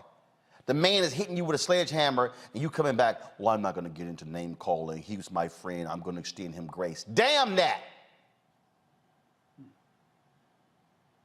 No grace. No grace. You got to go, you got to get right to it. Final comment, Mustafa and Teresa. Well, you can't give grace because we got people's lives that are in jeopardy by not having, the consistencies that's in place. I mean, the police, you know, these police departments and unions know that they're going to continue to get sued. So, and all the time that I spent in the federal government, folks wanted consistency. In the states, industries wanted consistency so that they knew what the regulation was. What are the, you know, the lines that we can operate in? And it helps folks to just be clear. So when you don't do that, now, Senator Tim Scott continues to drop the ball. I can go through a number of pieces of legislation that he's worked on where he hasn't been successful. And the things that he was able to work with others to get past hasn't helped people. So this is just another example of failed policies and not being able to deliver on the things that you say that you can do. Well, I sent it to him. I just sent him a text message, Teresa, saying no response to what the union said, totally contradicting what you said on Face the Nation. Yeah, he ain't text me back in 4 years. I'm not expecting him to hit me back. But I already know it's still his number, and I'm gonna keep sending it to him because somebody needs to be demanding the truth from him. I agree. I mean, look, if there's a number that we can all text at the same time, please let us know. We'll flood the gates. But I think there is a federal, position that needs to happen. Again, most of these police departments, I think they actually keep it localized. They don't like to change. They're very traditional, and the way they fight crime, the way they prosecute are the ways that they love to be. And of course, I think some of the unions are very sick and tired of being sued and tired of going in arbitration. And I think they are looking for the federal government to step in and do their job. So if there isn't a federal state law or federal law that is changing how police reform happens in the cities and states across the country, then we are going to have these continued situations where people are, doing whatever they choose to when they become one in uniform to protect and serve. It's time to be smart. When we control our institutions, we win. This is the most important news show on television of any racial background. Y'all put $2, $3, $4, $5, $10, $15, $20, $30 on this and keep this going. What you've done, Roland, since this crisis came out in full bloom. Anybody watching this, tell your friends. Go back and look at the last 2 weeks, especially of Roland Martin Unfiltered. I mean, hell, go back and look at the last 2 days. You've had sitting United States senators today, Klobuchar and Harris. Whatever you have that you can bring to Roland Martin Unfiltered to support it, please do, because this information may literally save your life. Watch Roland Martin Unfiltered daily at 6 p.m. Eastern on YouTube, Facebook, or Periscope, or go to RolandMartinUnfiltered.com. Support the Roland Martin Unfiltered Daily Digital Show by going to RolandMartinUnfiltered.com. Our goal is to get 20,000 of our fans contributing $50 each for the whole year. You can make this possible. RolandMartinUnfiltered.com. All right, folks, welcome to Roland Martin Unfiltered here on the Black Star Network. South Carolina Senator Tim Scott continues to assert that he was not going to support a George Floyd Justice Act that actually limited or cut funds for police. Democrats continue to insist that was not the case. You had a couple of police unions that came out yesterday with a strong statement saying there was nothing in the bill that actually said that. And so I actually reached out to Senator Tim Scott. He cited several sections in the bill. He said he was going to have his staff send me a copy of the bill. That was last night. I'm still waiting. I'm still asking, where is it in the bill where he asserts funding was going to be cut, which he keeps saying is to defund the police? I can't find it. Maybe my next guest knows what he's talking about. Linda Williams, she, of course, is the president of NOBLE, the National Organization of Black Law Enforcement Executives. She joins me now from Nashville. Linda, glad to have you on the show. You had a couple of unions come out yesterday and said there was nothing in this legislation that would actually defund the police. Senator Tim Scott continues to insist that that is the case. Have you seen any evidence to support the position that he is taking at the bill that Democrats were proposing was going to make financial cuts to the police? Thank you, Roland. Good to have to be here again. And let me correct, I'm an immediate past president. I just passed the torch. Okay, but I was very pivotal in my presidency all of last year, and that is not correct. Matter of fact, Noble sat at the table to help create the language for the bill. We concur with the IACP and FOP that was never the language. Additional funding has been given, and a matter of fact, for training and accreditation and even other data collection initiatives. So that is not correct. The Democrats nor anyone that sat down talked about defunding the police. Well, and again, like I say, I mean, I hit him up and I wanted to know specifically what he was talking about. And what he said to me was that sections, this is what he said, read sections 113, 114, 202, 204, 363, 382, and he said, and more. It's pretty clear. I'm still waiting on his team to actually send me the bill to actually see that. But I said, I'm still confused. You keep saying it's clear. How these unions, though, are saying that's not true. I think they would be probably more inclined to make it clear that they would not support something that actually cuts funding. So what is he talking about? And that's a good question. I am glad that other major organizations have spoken up so they don't think that it's one-sided. I don't know all of those numbers, but I'm very familiar with the bill. Matter of fact, as the national president of the National Organization of Black Law Enforcement Executives, we tried repeatedly to call Tim Scott's office, and he never returned the call. I've sat at the table with Cory Booker and even worked on legislation and, op-eds with Sheila Jackson Lee. We're very, very much on the same page, and where he comes from left field to use this as a stall tactic, it's just not fair, and it's not true, because it's not any language that was created and that we worked to put into the bill. So let me correct this. Let me just be real clear. You're saying that the National Organization of Black Law Enforcement Executives reach out to Senator Tim Scott to sit with him to discuss this bill, and his office never returned Noble's calls. That is correct. As national president, when we sat at the table repeatedly with Cory Booker and others, just to get an understanding so that we could have our voice, so that we could put the language that would be a benefit for, community engagement for police officers, as well as a better, rapport with our communities. And so in trying to do so and to level the playing field that we could get feedback from both sides, we never received a call back from Scott's office. So what do you think should happen now? You have the White House that says they are going to move forward with an executive order, but the reality is, according to that statement yesterday from these other unions, they said there needs to be a national standard and when it comes to policing, so you don't have this patchwork of different rules and laws from different states. So even though you have the executive order, you still need the enforcement of the law. What would you say to Senator Tim Scott, Senator Cory Booker? Would you say, hey, get back to the table, stop spending all this damn time on doing television interviews, and hammer out a deal? You say it better than I can, Roland. Absolutely. Get back in.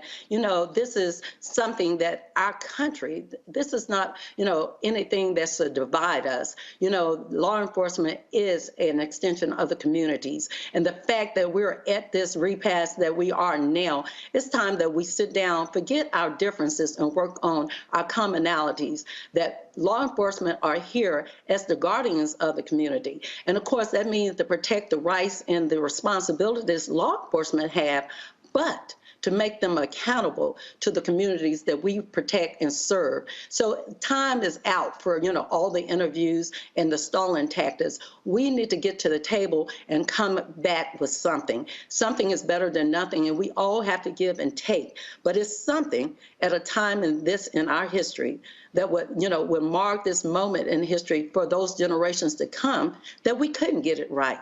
But the time is now, and the time has passed, that we have to put aside our difference and have the transformation that we need in law enforcement in our communities. I've reached out to different families. They are the George Floyd family, not happy at all with what is taking place. They're deciding what is next. I'll be perfectly honest with you.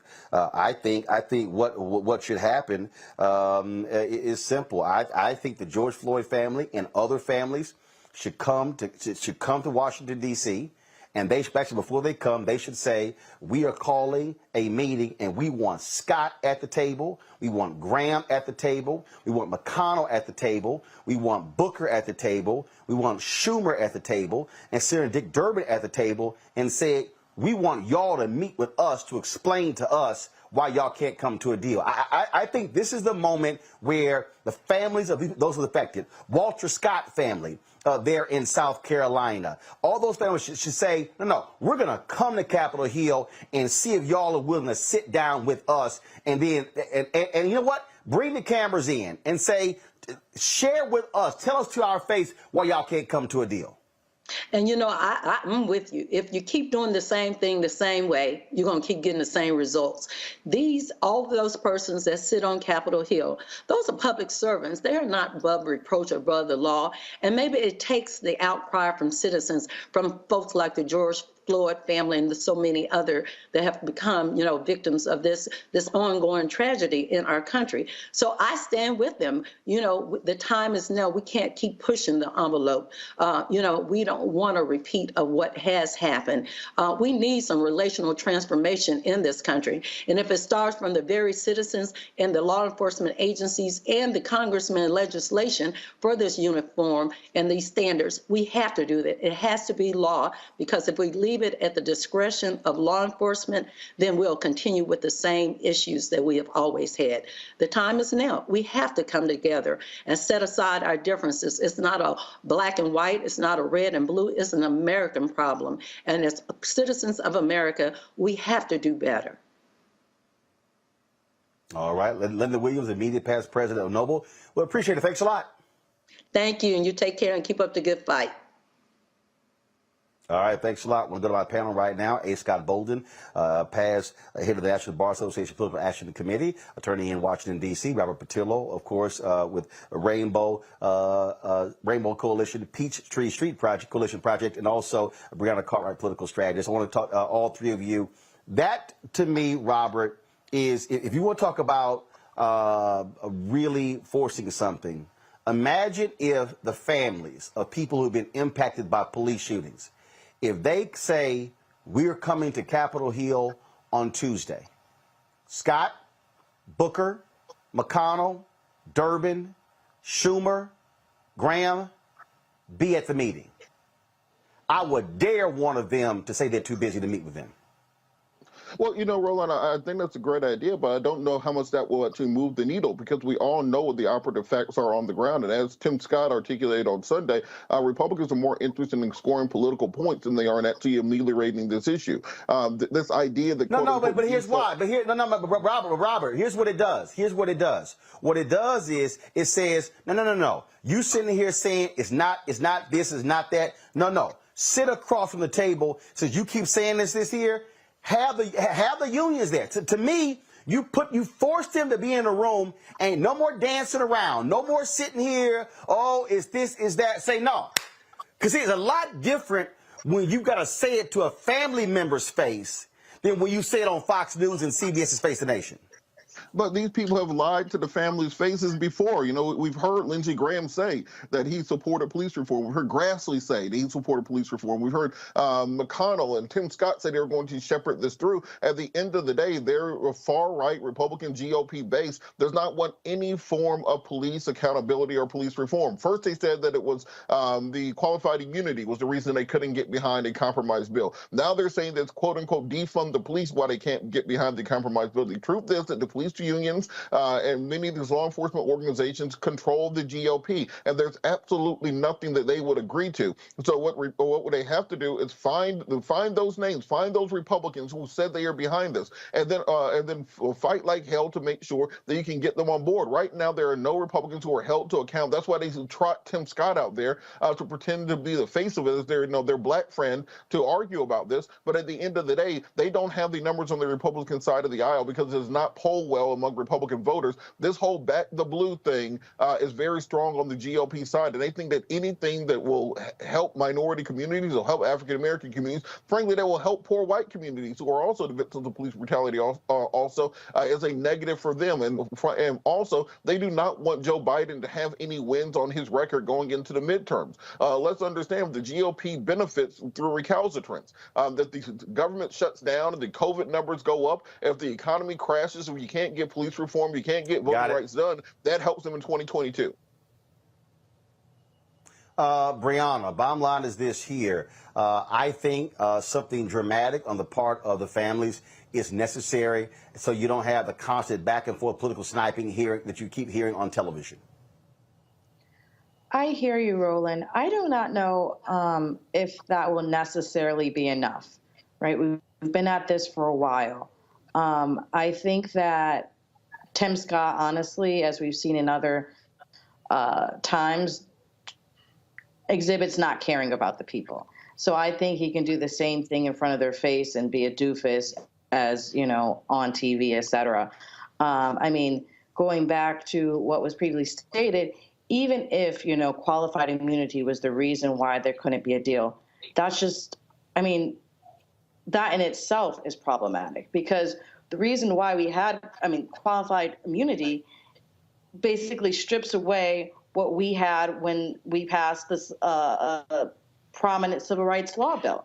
And so really, you know, it allows for police to get away with killing us without any punishment, because it puts it to a higher standard to allow government officials, including police officers, to be above the law. But see, Brianna, you're focusing on the qualified immunity part.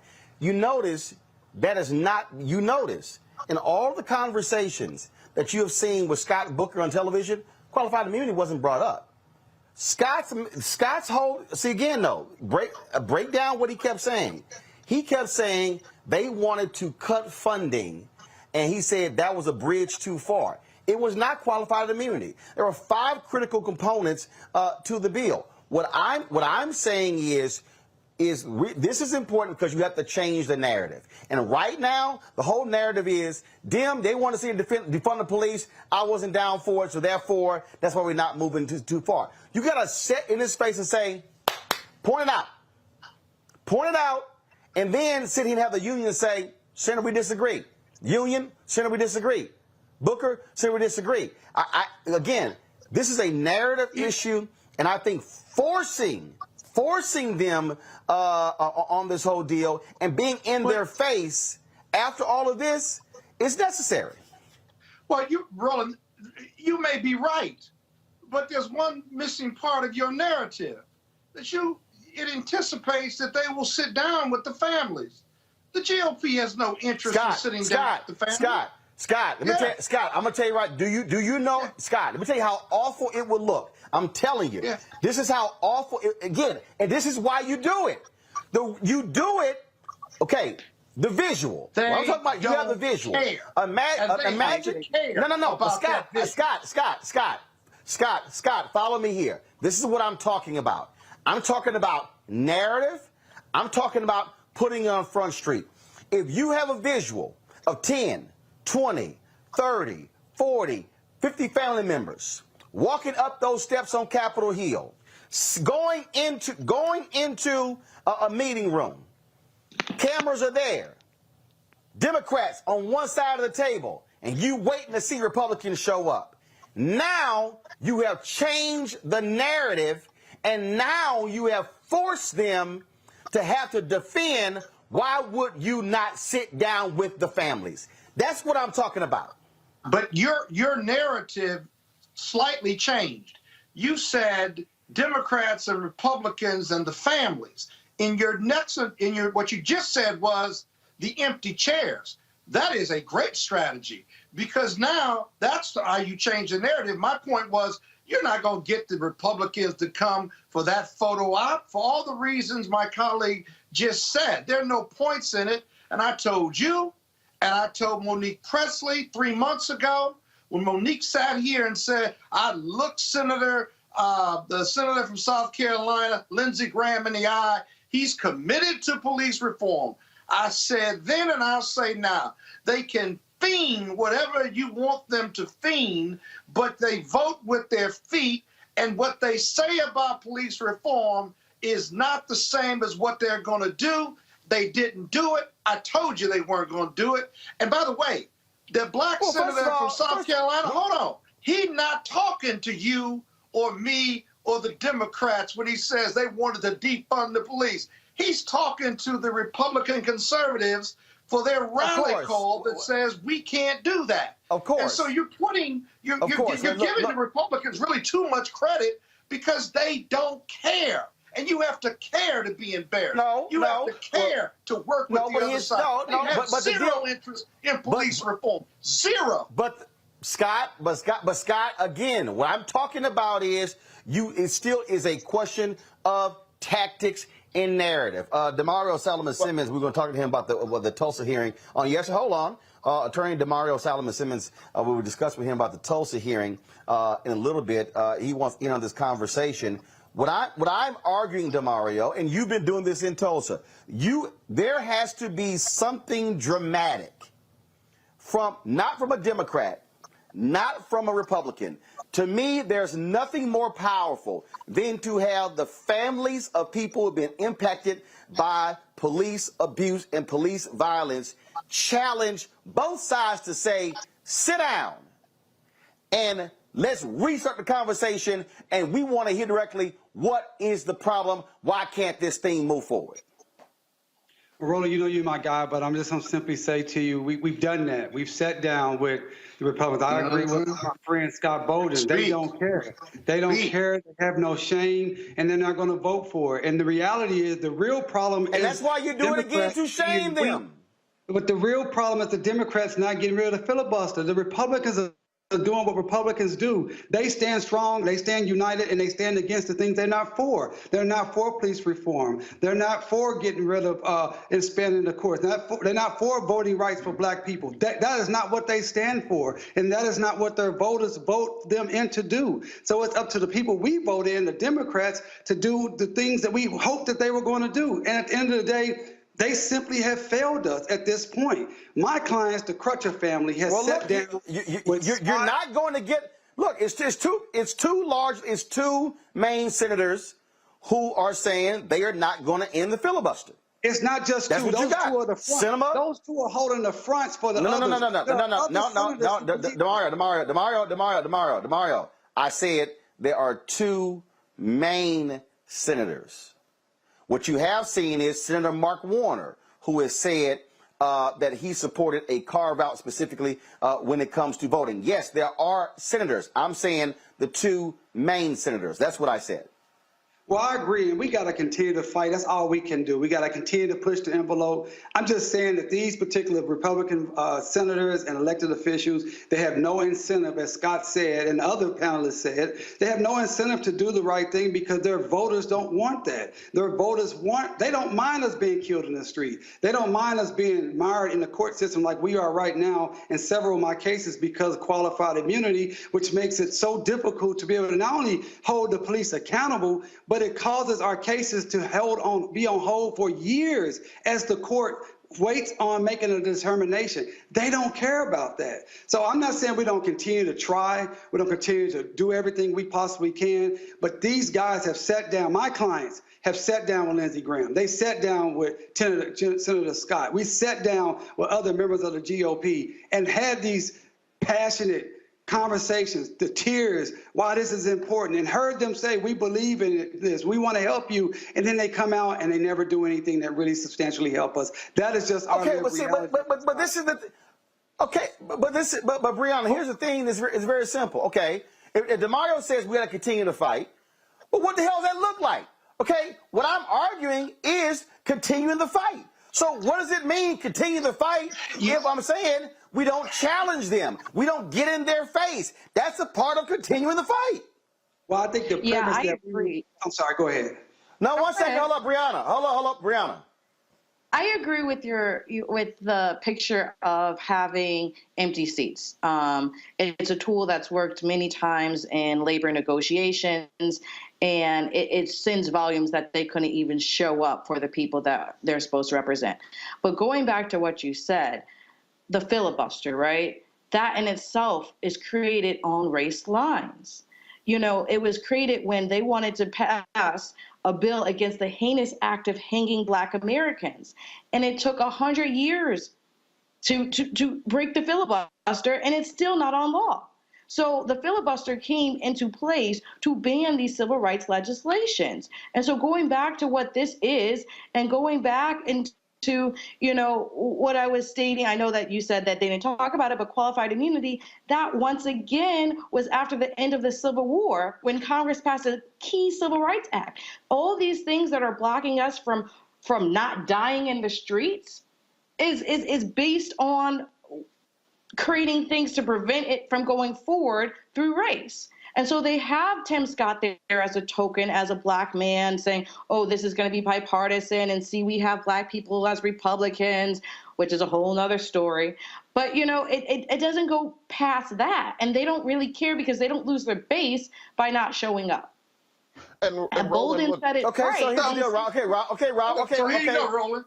So, okay, Robert. So here's the deal. Watch okay, this. no, hold on. No, Scott, hold on. So, Robert, if we say keep fighting, what does keep fighting look like? Well, look, Roland, I'll give you for what you. the GOP, What does keep fighting look like? I'm going to give you exactly what the GOP talking points are going to be to the empty chairs. They're going to come out and they're going to have Tim Scott there. No, that wasn't my question. No, Robert. Roland, you got to let me respond. Okay, answer the question. Let him talk, Roland. Let him talk. What the Republicans are going to say is, Scott, I'm hosting the show. I got this. Look, all they're going to say is we are not going to be taking part in any political stunts. We've been trying to work with Democrats for the last 2 years. Suggested the Justice flat. All they are attempting to do is move the ball down the field, and they want to cover up for Democratic mayors and their failures to address police reform on the local level. This is why Democrats need to be petitioning Joe Biden and the Senate leadership on the filibuster. That empty chair moment worked with trying to get Mark Warner, trying to get Joe Manchin and Kristen Sinema to come up off of opposition to the filibuster. That is where the battle lines are going to be. There are not 10 Republicans who will vote in favor of any form of police reform. Not 10 on the Senate. Robert, so, you did not answer my question. Not going to get ashamed of it. Robert. I'm going to ask you again. Answer this question. If we say let's keep fighting, what does that look like then? The fight is over the filibuster. The fight is over getting rid of the procedural rules and passing it on a 50-50 party line vote and having the vice president be able to break that tie. Right now, we do not have 50 Democrats who are You're still not answering the question. No, you're still not. Stop. No, you're still not answering the question. I agree with getting rid of the filibuster. I'm asking you again.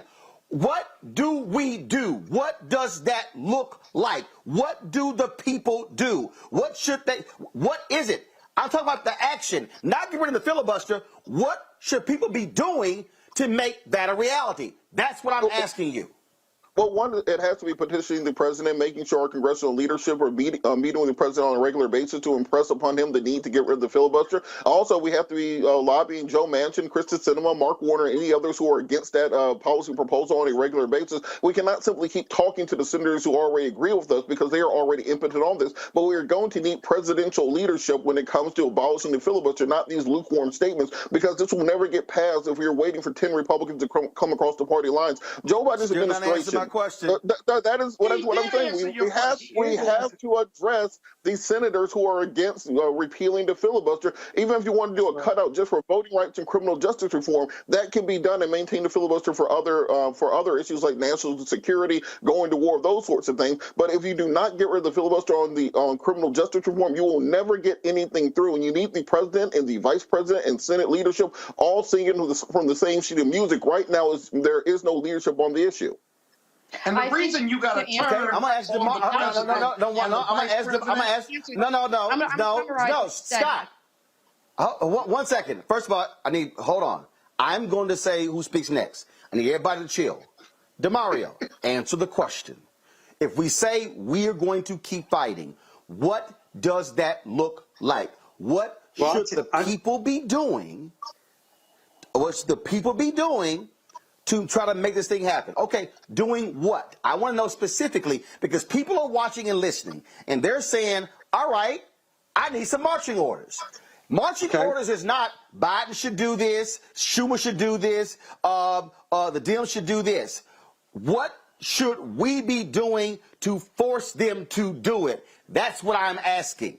DeMario. Right, and I can answer that question because we're doing this right now. Number one, in a specific case of the crutches, we're going to the Department of Justice trying to seek relief that they can provide us. We are talking to our Democratic senators. We are talking to the White House. And I agree with the brother that just was speaking. We need to put the pressure on the President of the United States of America to come out with a forceful statement that this filibuster must go away. He was elected by black people because he said he was going to be for racial equity and that he was going to do the things that we needed to do so we could vote and live without police violence and have an opportunity to be successful and safe in this country. He has not done it. He came to Tulsa to talk about the massacre. He talked about equity, but he hasn't done anything. He hasn't passed anything. He hasn't signed an executive order. He hasn't come out and said, I am against the filibuster. I want this bill passed and the filibuster needs to go away, period. He has not done that, and that's where the fight is. These Republicans are not going to change themselves. They are doing what they've been their job. I respect Republicans for that because they do exactly what they say they're going to do. We don't like you Negroes. We don't want you to vote. We don't care if you killed in the streets. We're not going to help you. And they don't do it. And we continue to beg them while the Democrats who say they're for us, say they're going to do things for us. They said if we flip the seats in Georgia, then we can get all these things done for racial justice and for our people for voting. That was the deal. That was the promise. And that has not happened. Period. This is what I'm hearing, Scott, which I said a couple of months ago. When are you going to see on this very issue, and people were getting arrested at the United States Senate? What did I say? There should be folks sitting here chaining themselves to the fence of the White House fence. That is, wherever Biden goes, he is seeing those voting rights activists. He is seeing those folks demanding George Floyd Justice Act. The reason I'm saying what to do is because we are excellent at saying this needs to happen to get the bill passed, but people are saying, I need to know how to channel my action. People are saying on the various, who am I calling? What number am I calling? Who's organizing that?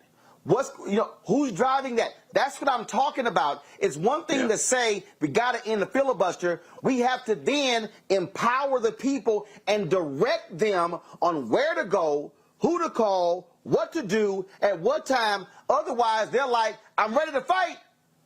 But there are groups doing that. This fight is far more sophisticated than that, though. Because one second. Scott is talking. Hold on. Scott, go. This fight is far more sophisticated than taking it to the streets and getting arrested. We've done all of that, right?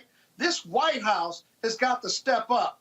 I am sick and tired of the rhetoric of this White House. I want their rhetoric to become a reality. And the reality is that only the White House has the power to pressure those two senators to end the filibuster and those who may be on the fence, and we have not made them do it. So how do we make them do it? We get the top 6, top 8 civil rights organizations to go meet with him and put pressure on him because of their constituencies behind them and demand that he do something about Manchin and Sinema. Do something about it. Cut a deal. Cut them off. Cut them away. Cut them out because they are not being loyal. The Republicans are loyal.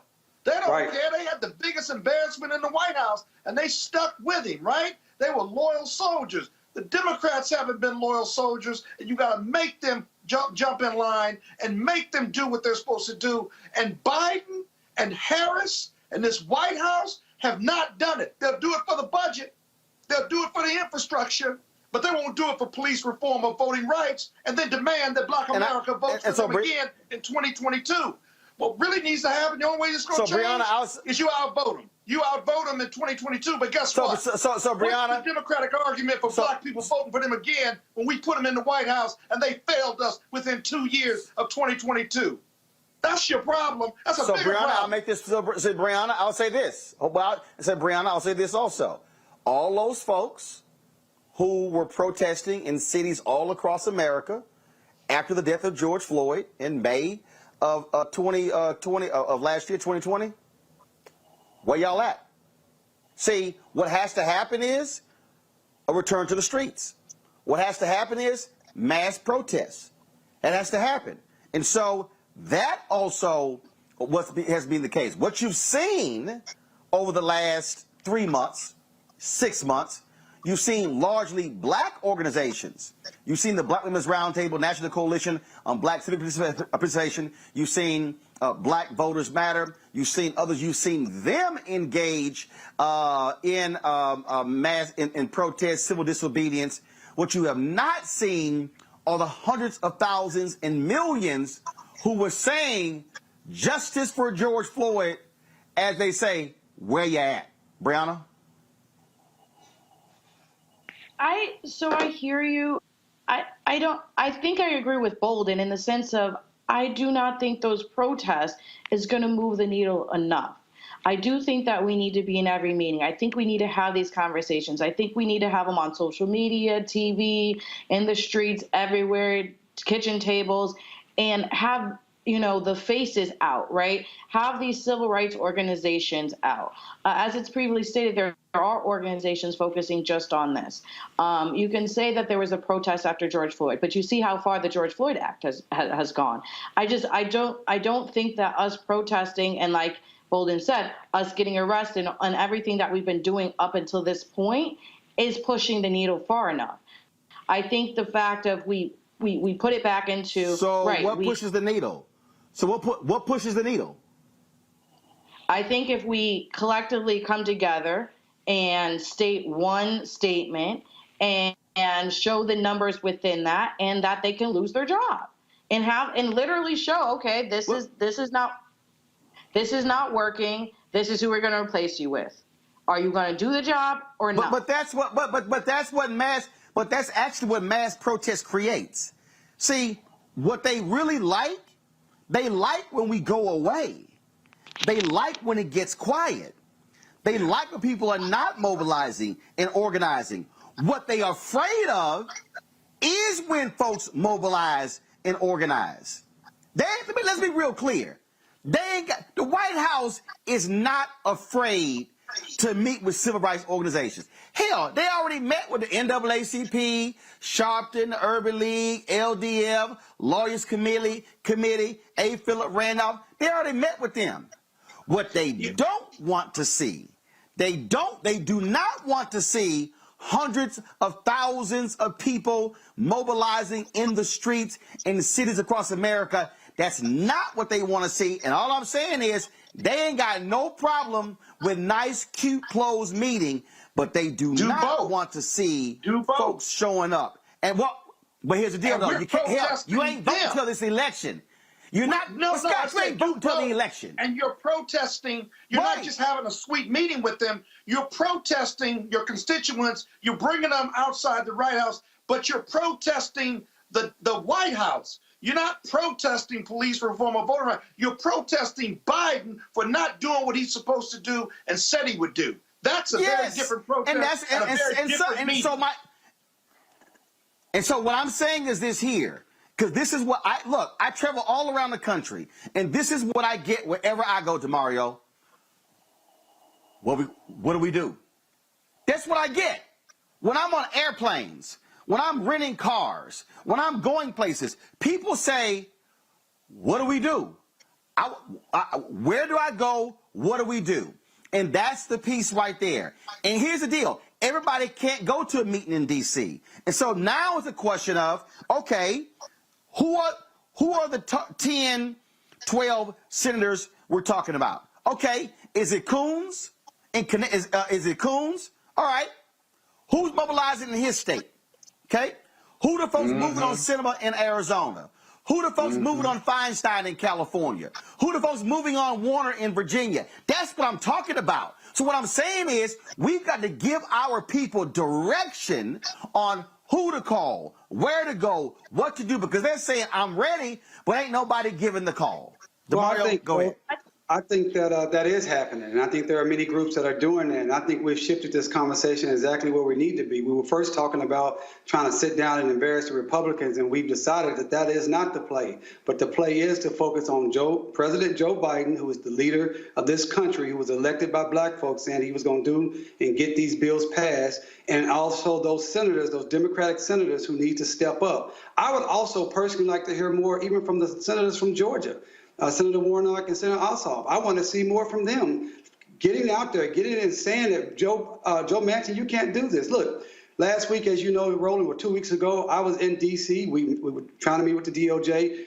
As you know, Dr. Tiffany Crutcher, my client, we ran into Joe Manchin on the street because we were at the wharf and he lives down there. And she went up to him and she challenged him right then and there. And we want these Democratic senators to do the same thing. Stop playing nice with these folks. Our lives are on the line, period. Our lives are on the line, period. I say it again. Our lives are on the line, period. It is not time to be trying to talk nice, anything. How the hell did Lyndon B. Johnson was able to get the most consequential civil rights legislation passed in 100 years?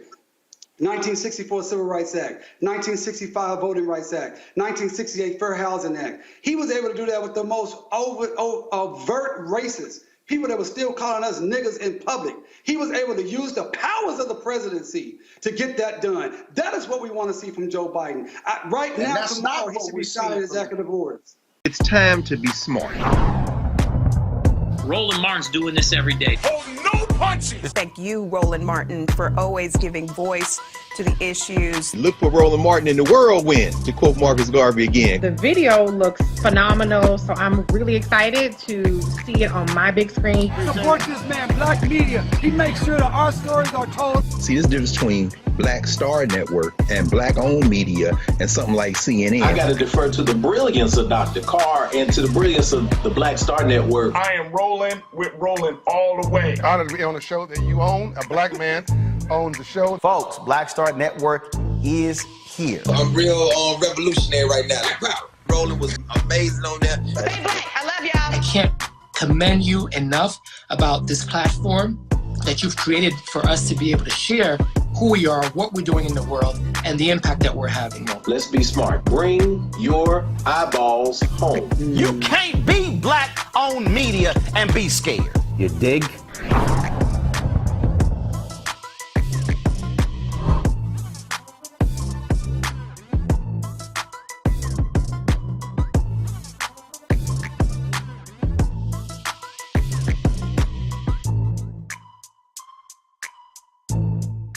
Folks, we've been doing a deep dive into the failure of the George Floyd Justice Act in the United States Senate. It has pitted South Carolina Senator Tim Scott, Republican, against Democrat Senator Cory Booker. Now, we have been breaking down for you exactly where Senator Scott has stood on this issue. He has said that he did not move forward on the bill because Democrats wanted to defund the police. He insists in the bill that there are several clauses that show where they wanted to take money from law enforcement. His position, they must keep giving money. On Tuesday, 2 police organizations came out publicly stating that there was nothing in the proposed legislation that defunded police. One of them was the Fraternal Order Police. Senator Scott's office sent me an email today showing other law enforcement groups who take the opposite position. All right, so we're going to read for you exactly what those are. So let's actually go through that. So this was a particular statement that came from one of those groups. I want to read from that please. So let's go ahead and pull that graphic up so you can actually see this graphic. And so one of these organizations, and like I say, what you have is you got to understand, there's not one law enforcement organization. There are different law enforcement groups. And so that's what Scott's office is banking on. And so they're saying, yeah, the sheriff's organization, that they are in opposition to the bill. But again, you have 2 other groups that are in support of the bill. Yeah, I know it sounds real confusing, folks, because it is confusing and to understand exactly what is going on. And so Here's what you have here, okay, with this particular sheriff's organization, all right, which is SCSA, and that's what they actually go by. Now, that is the South Carolina Sheriff's Association. Now, here's what's interesting, all right. It's the South Carolina Sheriff's Association. There are 49 other states. But again, Scott is banking on them. And so this is what they wrote. They were particularly disappointed to learn of the deterioration of negotiations on national police reform. Now, they wrote, various media outlets have attempted to determine who is at fault for the collapse of bipartisan discussion. Some have cited support or criticism from various national law enforcement organizations. In fact, some have gone so far to allege Senator Tim Scott and his staff operated in bad faith and against the whole, against the wishes of police groups. So this person, as someone who literally sat at the negotiation table with Senator Scott, Graham, and Booker, I want to clarify a few matters. So again, this is coming from the president of the South Carolina Sheriff's Association, all right, whose last name is Tulsa, all right? So here's what he lays out in here. He lays out in here that, okay, blah, blah, blah, I have great respect, admiration, yada, yada, yada, for these other organizations. But he says, he goes on to say, honest communication, we can't understand each other's concerns and objectives, yada, yada, yada, yada, yada. He said, second, while I never saw a legislative draft that contained the words defunding the police, that does not mean provisions in these drafts would not cause law enforcement to lose funding. Several drafts contain provisions that prohibited states or local units of government from being eligible for COPS or Burns-JAG grants unless certain statutes were enacted, making critical funding for agencies in the executive branch contingent upon the enactment of statutes by the legislative branch, in my opinion, is wrong.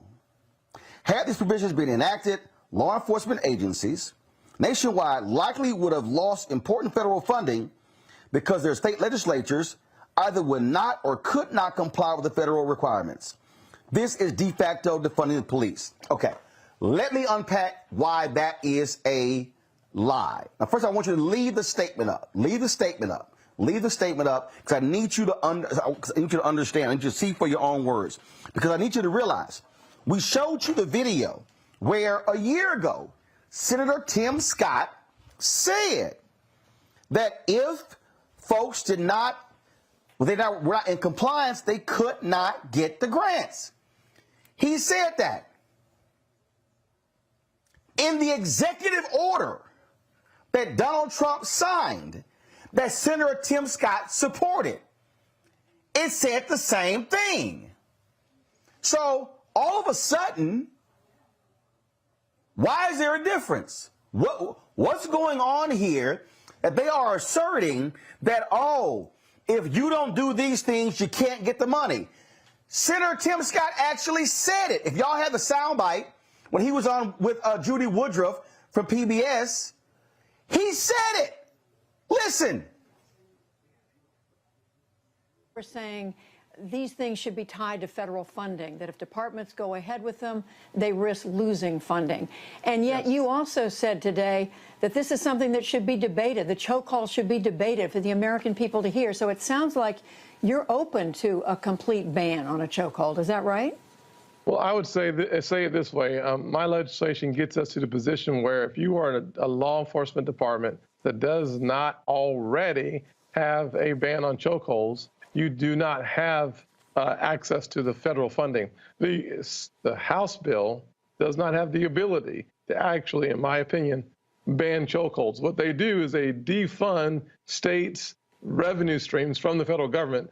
It's kind of the same thing, to be honest with you. The fact of the matter is that policing is a local government decision, not a federal decision. So I'd love to see how the Democrats thread that needle from federalism and the local department's ability to make the decisions. We do that through the refusing to give them the grant dollars. The White House, in their executive order, does the exact same thing through a certification process. So all three levers of government have the same objective. I think we get there if we keep working together, looking for a solution.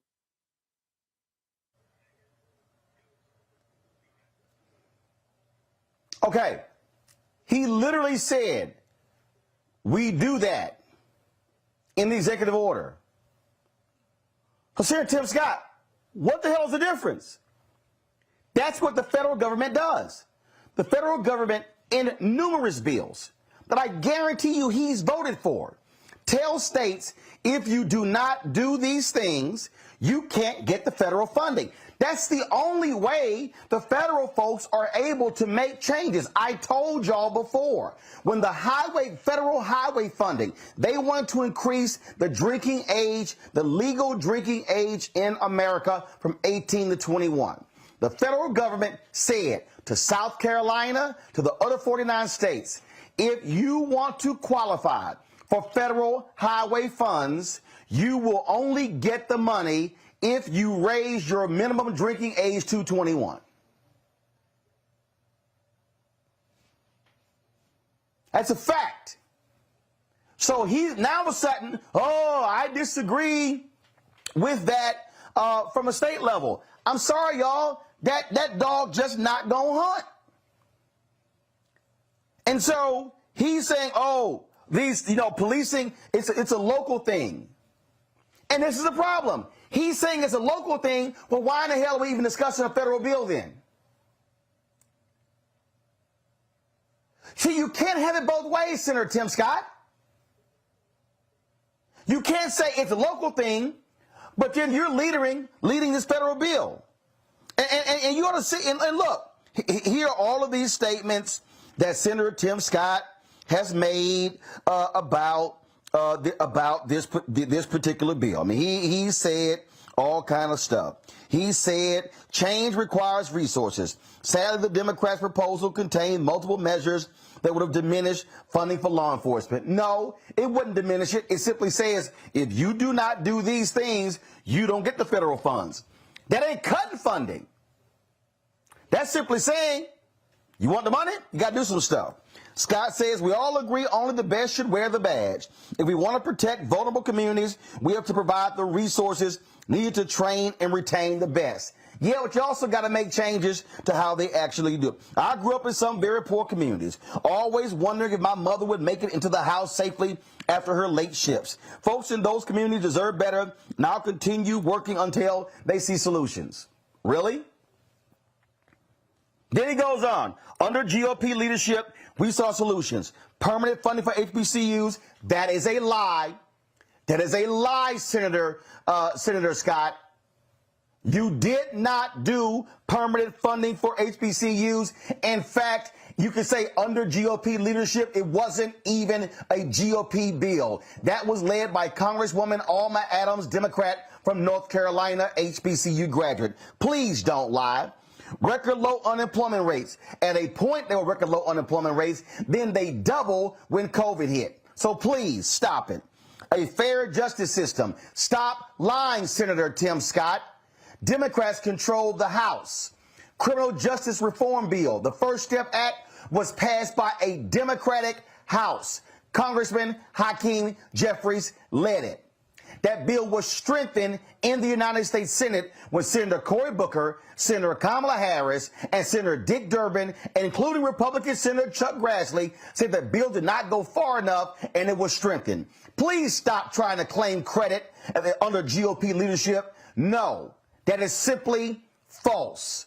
If it were not for the Democrats insisting on changes being made, you would not have had the First Step Act. Stop taking credit for things you didn't do.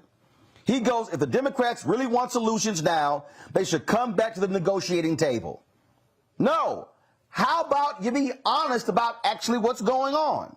Now, I told you these statements, all these people releasing these various statements about this particular bill. And I told you there was a sheriff's association that also was taking a different position. All right.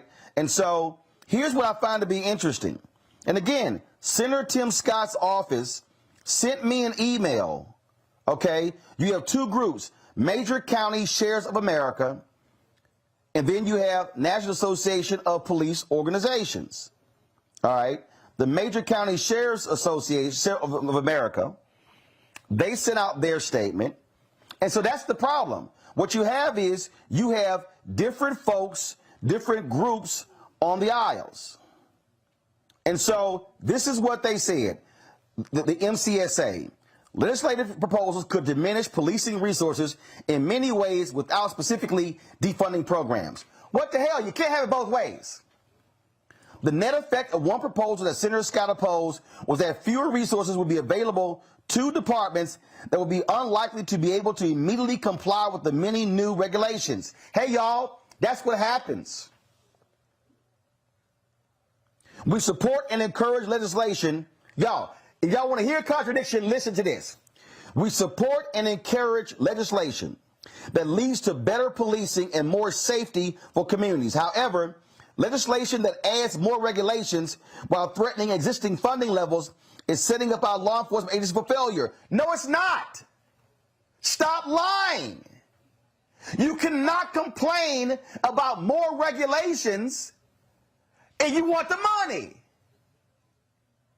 Carrot, stick carrot on the carrot, stick carrot. If you want more money, federal folks are saying you got to do these things to get more money. So what Senator Tim Scott wants to do is say, hey, I'm just going to give y'all more money. No.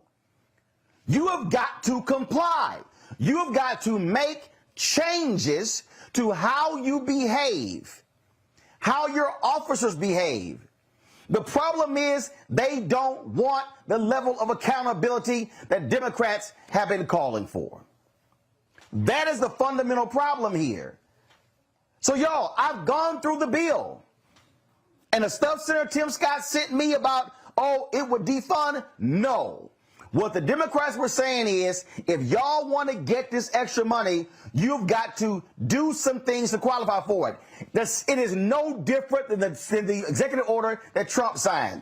You want to get the money, you got to be certified. You got an option. Don't get certified, don't get the money. No one is forcing. See, this is the thing that Senator Tim Scott and his team, they're not admitting to. No one is forcing any law enforcement agency to do anything. What they're saying is, if you want more money, this is what you got to do. Hell, that's like my mama and daddy saying, so you want me to fund your trip? Well, I'm going to let you do some shit around the house. That's like me saying, no, I ain't going to do extra stuff around the house. I want the money. And my parents like, well, hell, I ain't giving you the money. Y'all, this is not hard. But the problem is, law enforcement and Senator Tim Scott want it both ways. They do not want to force these law enforcement people to make changes. And then Scott's talking about federalism, and this is all local. Guess what? That's fine. But see, here's my other problem right here, Senator Tim Scott. You of all people got to stop this nonsense about federalism and states' rights when your state gets damn near half of its budget from the federal government. It's amazing how y'all don't like federalism until you need a check. The federal government right now sets conditions on housing grants, environmental grants, transportation grants, up and down the board. But all of a sudden, Senator Tim Scott, no. We can't have that when it comes to policing. No, sorry. I'm not buying it. I'm not buying it because it's nonsense. They don't want the accountability, folks. That's what they don't want. I want to bring in several people. Reddy Hudson, he's the founder of the National Coalition of Law Enforcement Officers for Justice, Reform, and Accountability. We have Cheryl Dorsey, retired Los Angeles Police Department Sergeant. We have Michael Harriet, senior writer for The Root. He's out of Birmingham. Cheryl also is the author of the book The Confidence Chronicles, the greatest crime story never told, out of Los Angeles. Reddy, I'm going to start with you. Go to Cheryl, go to Michael. Reddy, I've walked through the bill. I've talked to Congresswoman Karen Bass. I've been texting Senator Tim Scott. I've been emailing his office. We've been trying to get Senator Cory Booker on. I have not talked to him. We've talked to his staff. Senator Booker, I need you to come talk to Black America, please. If you found time to go and meet the press and Jake Tapper on CNN and other shows, you can come do Black Media, okay? So that needs to be said. What's a trip here, Reddit, is the game that Senator Tim Scott is playing by touting the sheriff's organization and this South Carolina sheriff's group, okay? And then you have the Fraternal Order of Police, which is considered the major police organization. And another one that said what he's saying is not it. Your assessment of what's going on here when it comes to the George Floyd Justice Act? Well, you hit the nail on the head already, Roland. Senator Scott is responding to his handlers. He's doing what his handlers want him to do. I read an excellent article by the brother that's on the panel with us today, Michael Harriet, who pointed out that Senator Scott started back in 2015 introducing a bill that called for exactly what you said, federal withholding of funds for states that didn't comply with the guidelines of the bill that he set forth. He is on the side of those folks. Again, those people he represents in those law enforcement agencies are never, ever going to vote for accountability, support accountability for enforcement agencies that violate, our rights, our constitutional rights, our human rights, our civil liberties. They're never going to do that. They're going to stall, bullshit, and shuffle all the way until Democrats do what they need to do, either get rid of the filibuster and cram some of these things down the throats of aggressive, open opposition or not. But Tim Scott is going to be Tim Scott. I don't think any of us are surprised by his performance. Cheryl, again, I have taken a lot of time to walk through this. I've gone through these particular statements. I've gone through what folks have said. I've listened to what Scott said on Face the Nation. I listened to what Booker said. I've spent the time going through it. I sat here and read the statement from the National Fraternal Order of Police as well as the International Association of Chiefs of Police. Okay? Now, I'm not in law enforcement, but frankly, if we're talking about who are the major police organizations, it's really the International Association of the Chiefs of Police and Fraternal Order of Police. But Scott is using what these sheriffs folks are saying, when if we really want to be honest, the biggest problem in this country with policing is coming from the jurisdictions covered by the FOP as well as the IACP. So here's the deal.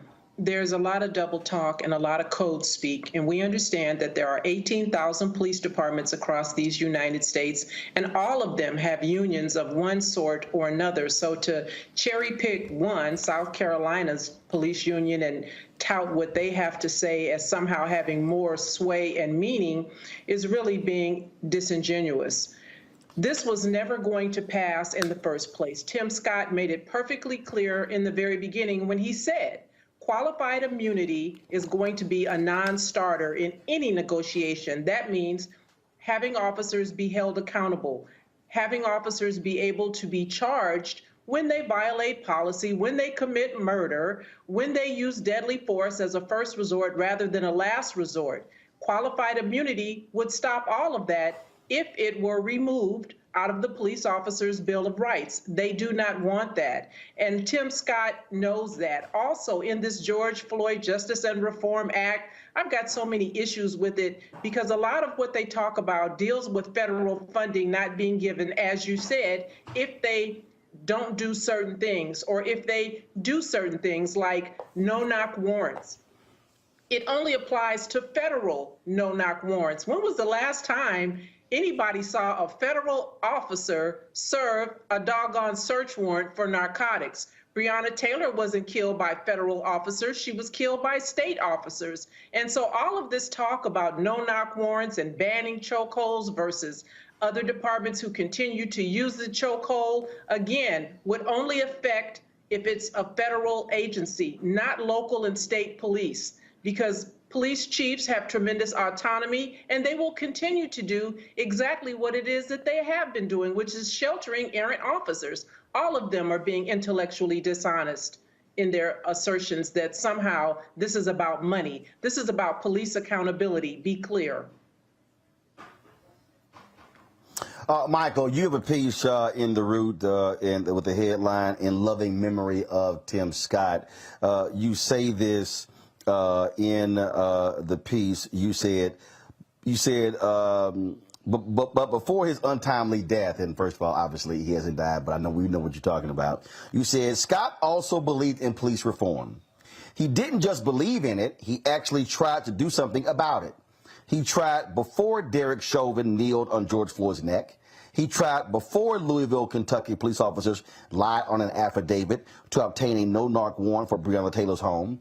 Before Ahmaud Arbery, before white people pretended to care about black people for one brief summer, Tim Scott cared about black people. Unpack for the folks watching and listening how Senator Tim Scott today is totally different from the Senator Tim Scott from a few years ago. So I think you unpacked a lot of it, Roland, in your open. But one thing I kind of disagree with is, like, we think we're saying Tim Scott doesn't want police reform. It's clear, like, Tim Scott came up with the idea. If he calls this defunding the police, he came up with this idea back in 2015 when Walter Scott was shot and killed by a North Charleston police officer. And Tim Scott since then has been trying to introduce the Walter Scott Notification Act, which would create a database of police misconduct and use of lethal force, right? So Tim Scott believes in this. Tim Scott sold himself out. He knows his party doesn't believe in this. And they sent the black dude out there to take the heat because he's Tim Scott. He's the black Republican, right? But since 2015, Tim Scott has been trying to get some of these reforms. And as we talked about qualified immunity and no-knock warrants and chokehold bans, that the mechanism, this is what Tim Scott's office told me, right? This is not what I think. I talked to Tim Scott, and he got his chief of staff to walk me through the initial version of the bill. And they called the withholding of funds, this is their quote, a complicated strategy to enforce the reforms that we want, right? So if Tim Scott is complaining about this stuff, he's complaining about the stuff that Tim Scott came up with. And that's important to know, because when we talk about these police unions, we have to first of all realize that the Fraternal Order of Police oversees and represents more than half of the police officers in the country. And then we have to really know that there is this little known white supremacist movement called the Sovereign Sheriffs Movement that believes, based on this interpretation of a white supremacist manifesto from the 1600s, that the sheriffs have the ultimate authority in America. That was one of the groups that started the riots at the Capitol. That was one of the groups that they feared would rise up if Donald Trump wasn't reelected. And this sheriffs group that's why these sheriff groups are backing Tim Scott, because it's about white supremacy. It is not about policing, right? If you look back when Senator Jeff Sessions went and talked to them and told them that they are the backbone of the Anglo-Saxon law enforcement in America. This is what this is all about. So we have to know that Tim Scott is not arguing against Democrats. Tim Scott is ultimately arguing against what Tim Scott created. I mean, Reddit, here's what Michael wrote that is just hilarious. He says, more than a year ago, Scott's own Deputy Chief of Staff, Alyssa Lee Richardson, told The Root that reducing funding to police departments was a, quote, complicated mechanism that we had to create to hold every agency accountable. In the bill, under compliance, it says ineligibility for funds for any fiscal year beginning after the date of enactment of this act, a state that fails to comply with subsection A shall be subject to a 10% reduction of the funds that will otherwise be allocated for that fiscal year to the state. What the hell is the difference between that and what Democrats have in the bill? I don't think there is a difference or a distinction between the two. It amounts to defunding. If you don't comply with what's laid out for you to comply with, you get defunded. But, you know, to Michael's point, with Tim Scott. No, hold on, I gotta stop you. No. Go ahead. You're not defunded. No, defunded means you don't get no. This is what defunded means. Defunded means my mom and daddy paying my rent. I act the ass. They say I'm stop paying your rent. That's defunded. Now, if mom and daddy say I must pull back 10% of your rent, hell, they still paying 90. So I ain't defunded. Defunded to me means we taking all your money. This is a 10% reduction. That means you're gonna get 90. It was legislation that moved in the direction of defunding. But ultimately, what you have, man, is Tim Scott needing to make a stand in the aftermath of all the tragedies we've seen in the history, the entire history of policing in this country and its roots and foundation in white supremacy. Here is an opportunity for a black man in the Senate to stand up for his people, and then we just don't see it happening. And I would go further. As much work has been put into this federal bill, and to Cheryl's point, it is just a federal bill, although the utility of that is always as a model for those states that can be pushed in the direction of reform.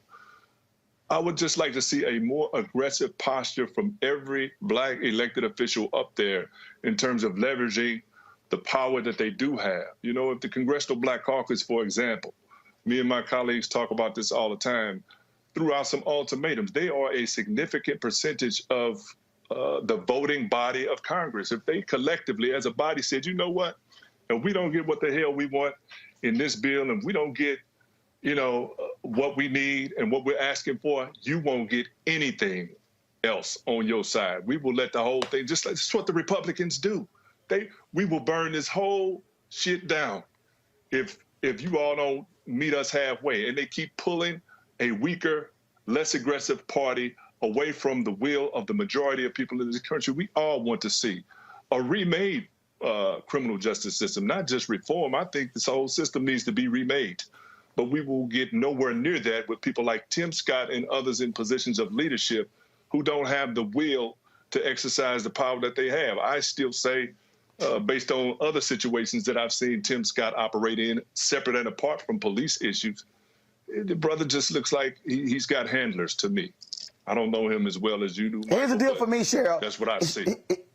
Here's my deal, Cheryl. Okay, Senator Tim Scott, why don't you, before you talk about what Dem should do, why don't you, Senator Tim Scott, put all the law enforcement groups in a room and say, I need y'all to agree on what all y'all gonna support before we move forward. Because see, this whole deal, most support, the sheriff disagree, so therefore I ain't moving forward. No, that's called you in search of excuse, Cheryl.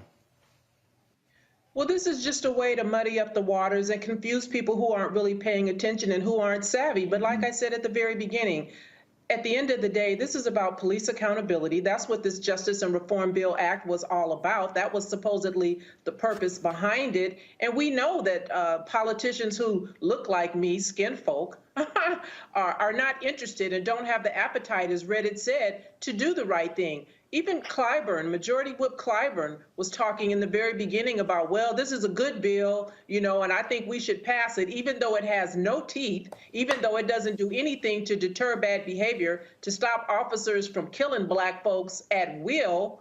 He said, well, it's a good bill. I mean, it's not perfect, so let's just go ahead and take this good bill, not having qualified immunity on the table, until we can talk about a better, more perfect bill. That will never happen because, by and large, police administrators, police unions, FOP, whatever you want to call them, do not want their officers to be held accountable. Scott said, well, we won't hold the officers accountable, but maybe we might include the agency being held accountable. If you do that, what have you taught that officer? We have in the example of Derek Chauvin, 18 personnel complaints. He hadn't learned nothing because he hadn't been held accountable. And so this is problematic for me. And Michael, here's what I don't understand. First of all, I cannot stand weak responses. How in the hell Senator Cory Booker and the Democrats just didn't quote what you put together? They had to know that beforehand. The moment Senator Cory Booker got asked, he should have said, well, I would really like for Senator Tim Scott to please go find and discover the old Senator Tim Scott and then quote this.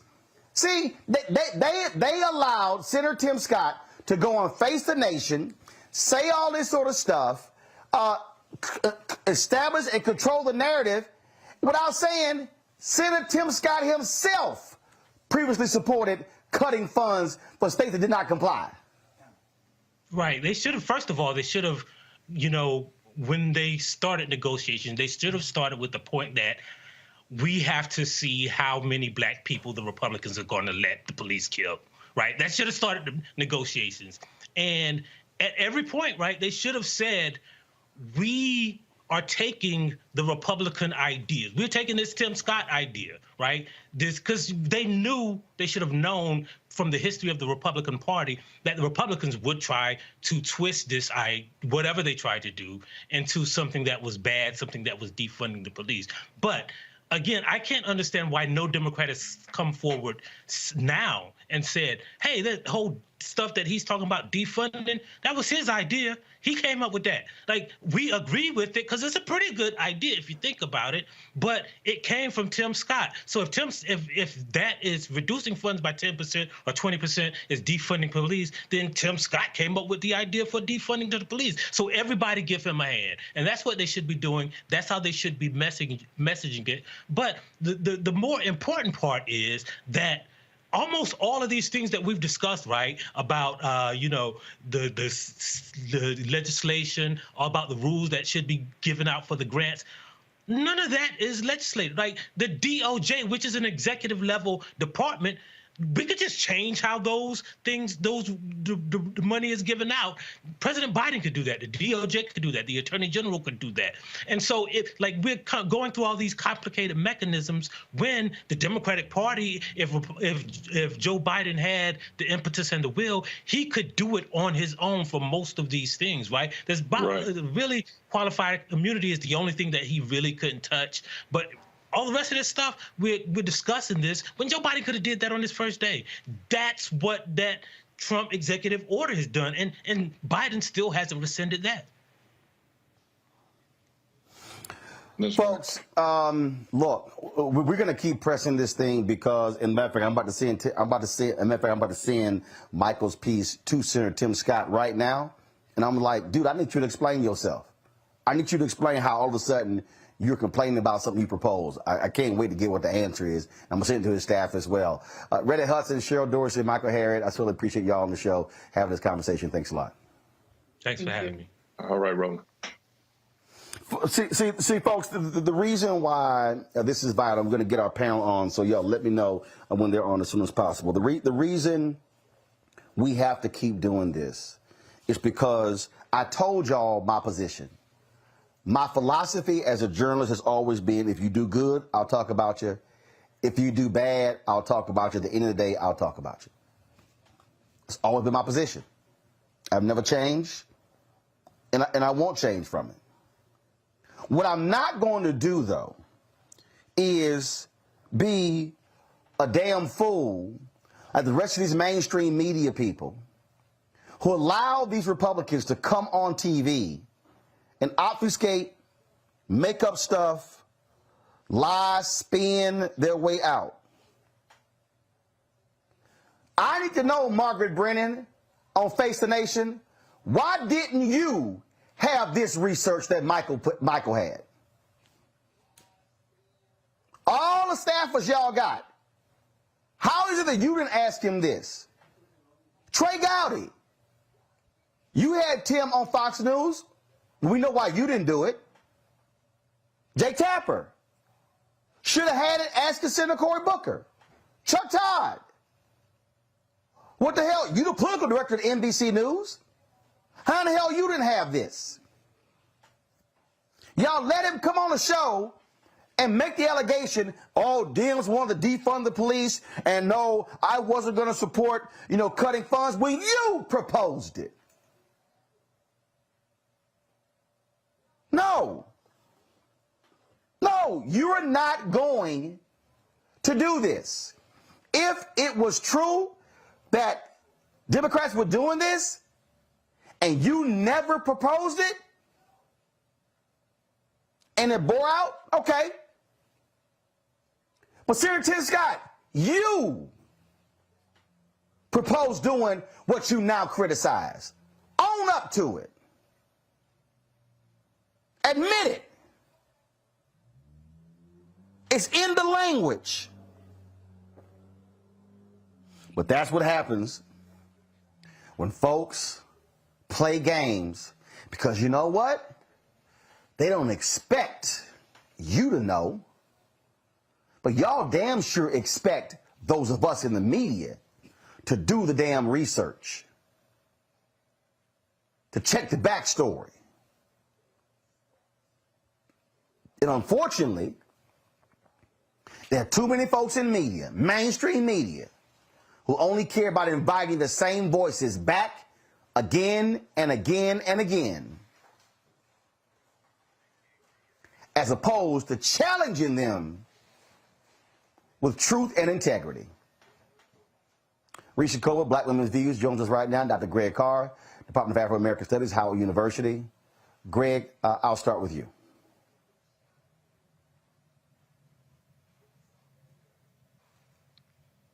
Oh, well, I was waiting. I thought you were going to fight, brother. Like, I'm still. No. I'm just bringing you to the floor. Oh no, brother! I've been watching the whole conversation. We both been watching the whole conversation, and so I think there's a fundamental misunderstanding at the center of this. Both Brother Dorsey and my friend Mike Harriet brought it up. In my mind, this has nothing to do with police reform or police anything, really. This is about control. Now, the only thing that has changed since Senator Scott introduced that bill, the Walter Scott Notification Act, that he folded in as his opening bid in the Justice Act, as Mike wrote about, the only thing that has changed is the white nationalist party is no longer in control of the federal government. This is all about the Republican Party. There's a fundamental misunderstanding about where we live. I'm encouraged by all of this because we are closer now to that period you're always talking about, Reconstruction period of the 19th century, than we've been at any time since Reconstruction, including the 1960s. Why do I say that? The white nationalists in this country, and they've been primarily clustered in the South, although not exclusively, this is the attitude of white nationalism toward the federal government. They will either control the federal government or they will force the federal government to acquiesce in what they are doing. This is the basis of federalism, which is why Scott brought it up. The basis of federalism for white nationalism is you either let us do what we want to do, or we use the federal mechanism to do what we want to do. So when Tim Scott says that this activity would defund the police, he's not wrong in the sense it would diminish federal resources to the police. But what he proposed when the white nationalists were in charge of the federal government would rely on the white nationalists in charge of the federal government, allowing the state and local authorities to get their money anyway. But now that the white nationalists are not in control of the federal government, he's worried that the federal government might actually execute what he proposed when there was less of a chance of them doing that. Now, it may sound crazy, but please, we have to understand the context for this. There is not a moment, and I would invite anyone who can show me something different. In fact, we were just talking with my law students last night.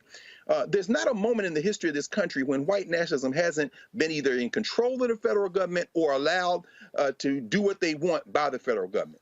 The 3 Fugitive Slave Acts, 1787 Northwest Ordinance, 1820 Compromise of 1820, 1850 the Fugitive Slave Act. The federal government gave cover to the damn white nationalists in the South. And that led to Dred Scott in 1857, where the Supreme Court basically federalized blackness and said there's no place you are safe. By the way, these bills against abortion in Texas and other places in Mississippi, their move is to get the federal government to acquiesce. So if you think you can go over the border from Texas to Louisiana and get an abortion now, when the Supreme Court outlaws it, they're going to do for abortion what they did for slavery with Dred Scott.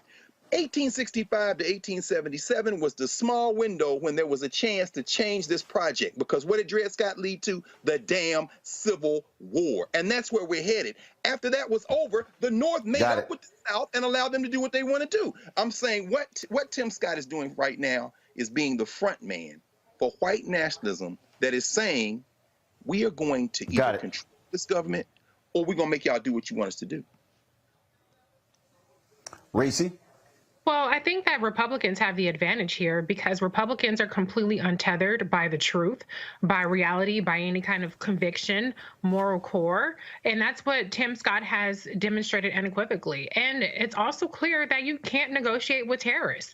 In order for the Democrats to get anything done, they're going to have to go at it alone. This notion that there's going to be bipartisan support for something as contentious as police reform is absurd. And now with the shift that we've seen from what people have called the racial reckoning last year to now where crime is up throughout the country, there's even less of an appetite for Republicans to even pay lip service to any kind of police reform. And that's why, as Congresswoman Karen Bass pointed out last week, the Republicans are not even signing up to Trump's executive order to codifying that into law. And so I think, when it comes to this Justice and Policing Reform Act, I think that it just shows how big of a hill or how steep of a challenge Democrats are going to have in 2022 and explaining why they didn't get this done, because nobody cares. Voters do not care about Senate procedure. They don't care about this person flip-flopping on their views, particularly the person that's in the opposite party. They only care about what you get done.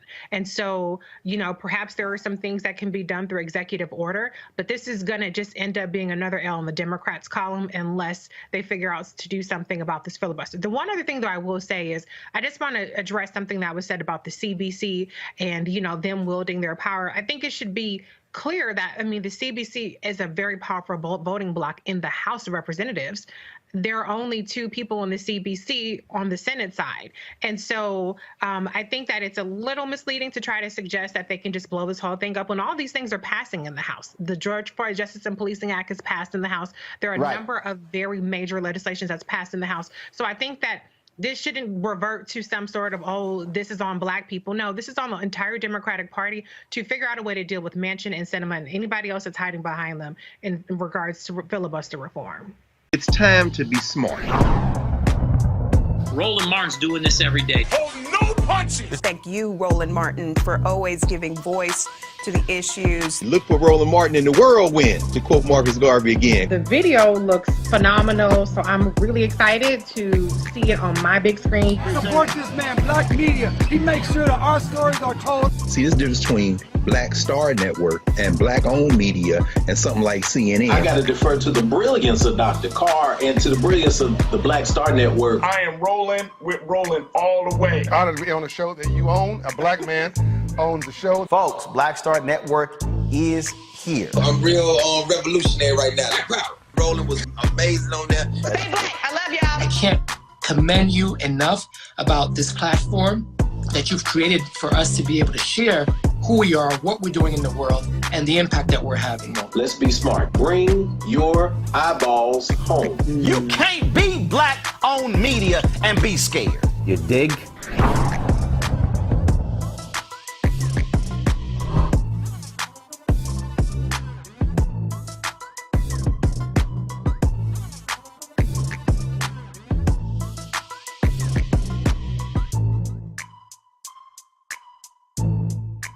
Folks, we've been talking all week about the failure of Republicans and Democrats to come to a resolution and agreement on the George Floyd Justice Act.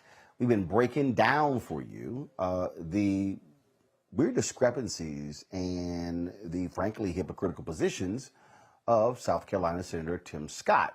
Now, yesterday we talked on the show about how Senator Tim Scott previously agreed with withholding funds from police departments that did not make changes based upon federal law, which is a total opposite of what he said on Sunday on Face the Nation when he was criticizing Democrats for the exact same thing.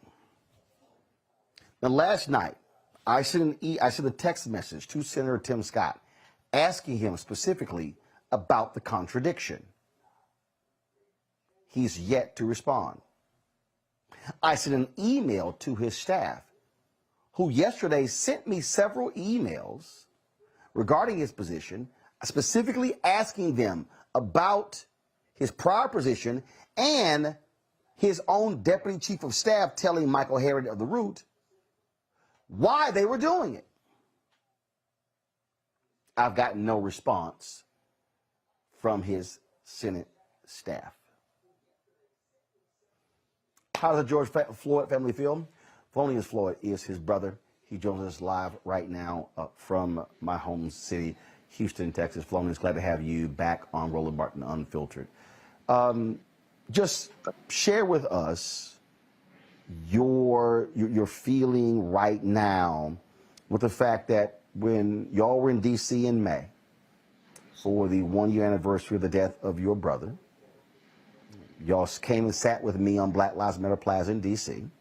Yes, the only interview y'all did that day.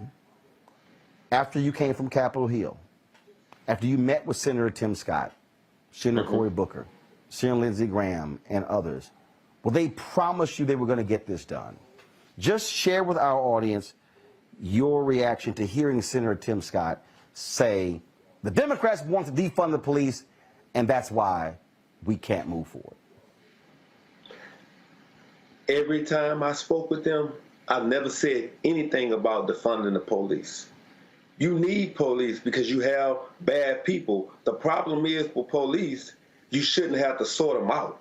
Everybody should be equal and be good and do their job the right way. The problems that we are having, we're not having them because of them defunding the police. The police are free to roam and do what they want to do, but they're killing innocent black African-American people who I love, people of color, period. My brother passed, but he didn't. He died because he was murdered. The man stayed on his neck for 9 minutes and 29 seconds. Hell, I was a truck driver, Mr. Roland. The day my brother died, I could have hit rock bottom, but I didn't. I chose to get up and help these families because I was in the fight. Because when you lose someone that you love so much, it can change your entire life. And that's the reason I get up every day and I tell myself, I'm going to speak. But speaking to Timothy Eugene Scott, speaking to Lindsey Graham multiple times, and I have sat there and watched these people lie to me in my face. Not just me. You had other families in there. You had Botham John. You had Terrence Crutcher. You had Eric Garner. These are moms and sisters. I'm a brother. But the fact that you had moms in there and you lied to somebody's mom who lost their child, that's very painful. And Gianna was in there too. They lied to Gianna. She's a child. You shouldn't lie to kids. You don't have to. She didn't ask for her dad to be murdered. He was murdered by the police, and as that is your job to make sure you put laws in place intact to help other individuals be able to live and be free and have freedom. We don't have freedom. I don't care what people say. My brother, he walked to the store. That was a problem. He was murdered. You got Ahmaud Arbery. He ran down the street jogging. He was lynched. You have Botham Jean. He was in the comfort of his own home eating ice cream and was murdered by a police officer because she came into the wrong house. Not only that, you have Breonna Taylor. She was murdered off a no-knock warrant, and she was killed, and she still don't even know she did because she was asleep. This is not a mistake. These are patterns, And Timothy Eugene Scott, you need to wake up. Lindsey Graham, you the one that said you was going to get this bill passed. You told us that. And we all sat there and believed, because we can't make you do anything. All we know is you all can make laws for the elite and the chosen, but we want you to make laws for the people with no voices. And I'm one of the people that's going to stand up for these people. And I know, Mr. Roland, you've been doing it for a long time, and I've been watching a lot of your shows. But the fact that I agree that we will have to fight, and we'll have to do it all over. The fact that my ancestors, they have passed away countless times, all for over 400 years. And all they wanted to do was just be free and live their life the way they should have been able to live countless times. I look up every day and I think about them being bitten, trying to vote, trying to think that, okay, if I vote, I can put the right president in and I can get things accomplished. You know, we believed in Biden's administration. And when I can tell you, all we asking for the same thing we've been asking for over 400 years. We just want to be treated fairly. That's all we want. And for me to sit there... You mentioned believing in the Biden administration. You mentioned believing in the Biden administration. What do you want President Biden to do right now? I want him to call down to Eugene Scott and Lindsey Graham, everybody, because Sheila Jackson Lee, the Energizer Bunny, she's been running herself rapidly and crazy in circles trying to get things accomplished. You have Karen Bass, you have Pelosi, all of these people, they're looking because they know what's going on. The problem is with Eugene Scott and with Lindsey Graham and probably more Republicans, because we don't want to defund the police. We want the police to respect us as human beings. We just want to be treated fairly. The things with Biden, you know, I know he's looking at everything right now, but hey, we need your help. We need the vice president's help. We need anybody who can make an executive decision right now to pass this George Floyd Policing Act, because people are dying at a rate. I was in Minnesota, and I'm there for my brother at a case in court, and all of a sudden, Dante Wright has been murdered. And I went out and spoke about him. The problem is, it happened in Minnesota again, 5 minutes away from where I was speaking and trying to get my brother's life on track because he was murdered. You know, we don't want a watered down bill. We want the George Floyd Policing Act passed, just like it is. We want to end qualified immunity. We want to end a lot of different things. The no-knock warrants, we don't need to have that. The no chokeholds, we don't need that. We need you all to have the police officers to have you all's dash cams on at all time, your body cams on at all time, because it's a problem if you don't. Because it takes 20 to 30 seconds for it to come back on, and if you have something to hide, that's what I'm looking to find out. What are you doing behind closed doors? What kind of skeletons do you have? That's what I need to know, Mr. Roland. Questions, Faraji Muhammad first for Philonise Floyd. Brother Philonise, thank you so much for joining us. First and foremost, my heart and prayers continue to go out to you and your family in this time. You know, as I'm listening to you, brother, I'm just so disturbed, and it's really unfortunate that you have to come on here and you have to be an advocate, that you gotta continue to you know, push people to do the simple right thing, and it's sad. And you know, I guess I don't have any questions, just because my heart is just broken, because I'm hearing you and I'm reading some of our watchers on Facebook. One of our watchers said you should run for public office, because at this point it's hard to have a belief in anything in the government, just because there has been so many lies that have been told to our people about ensuring some level of justice. So I'm just wondering, dear brother, you know, what can the people do, the community, black folks that are listening and black folks across the country? Your brother's death galvanized a movement like we haven't seen And I don't think it was just about him. It started with him, but it was really about the larger issue. So what can we do to help you, dear brother? How can we be of a service and assistance? Do we, I'm not even sure if we can get the bill back on the agenda at this point, but what do we need to do on the state level, city level to help you and your family, most importantly, helping the families of so many other folks that you have come across that have been victimized by police officers? First thing first, we can never give up hope. We always got to be able to work together because we're stronger in numbers. I say that all the time. The fact that we are, sir? No, I was just agreeing with you, dear brother. I said, yes, sir. Yes, sir.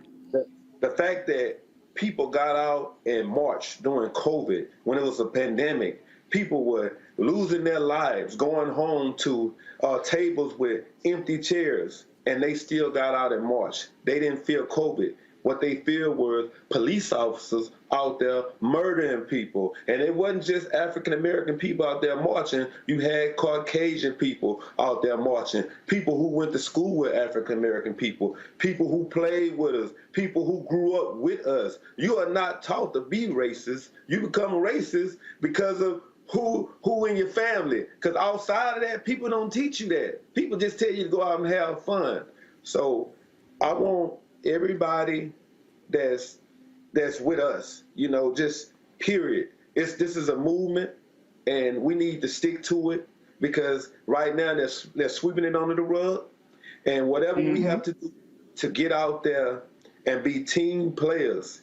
And when I say team players, get out there and get to marching and protesting. We got to do it peacefully because right now, if you do anything wrong, they'll find a reason to kill you.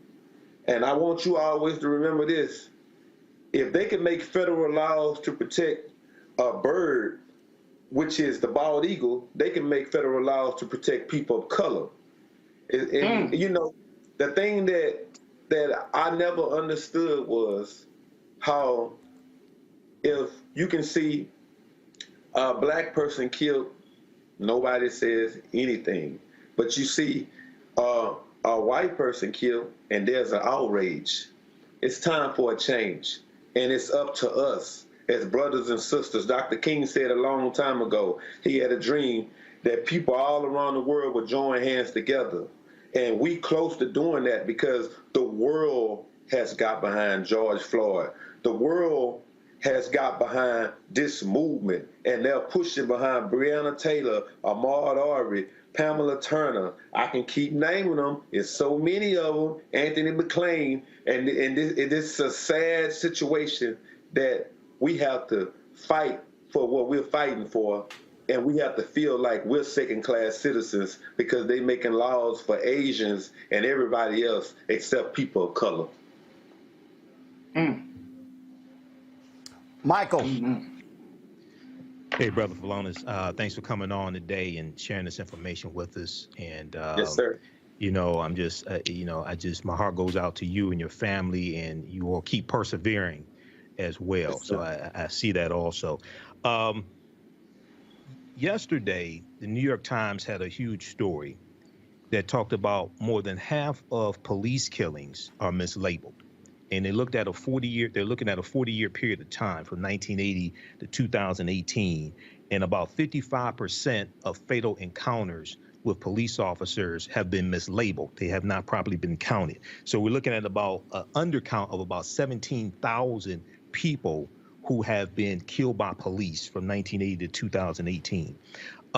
With information like this just came out yesterday. With information like this, one, do you think this will help be able to push through the George Floyd Justice and Policing Act? Because one of the things that it will do is require accurate reporting when it comes to police fatalities.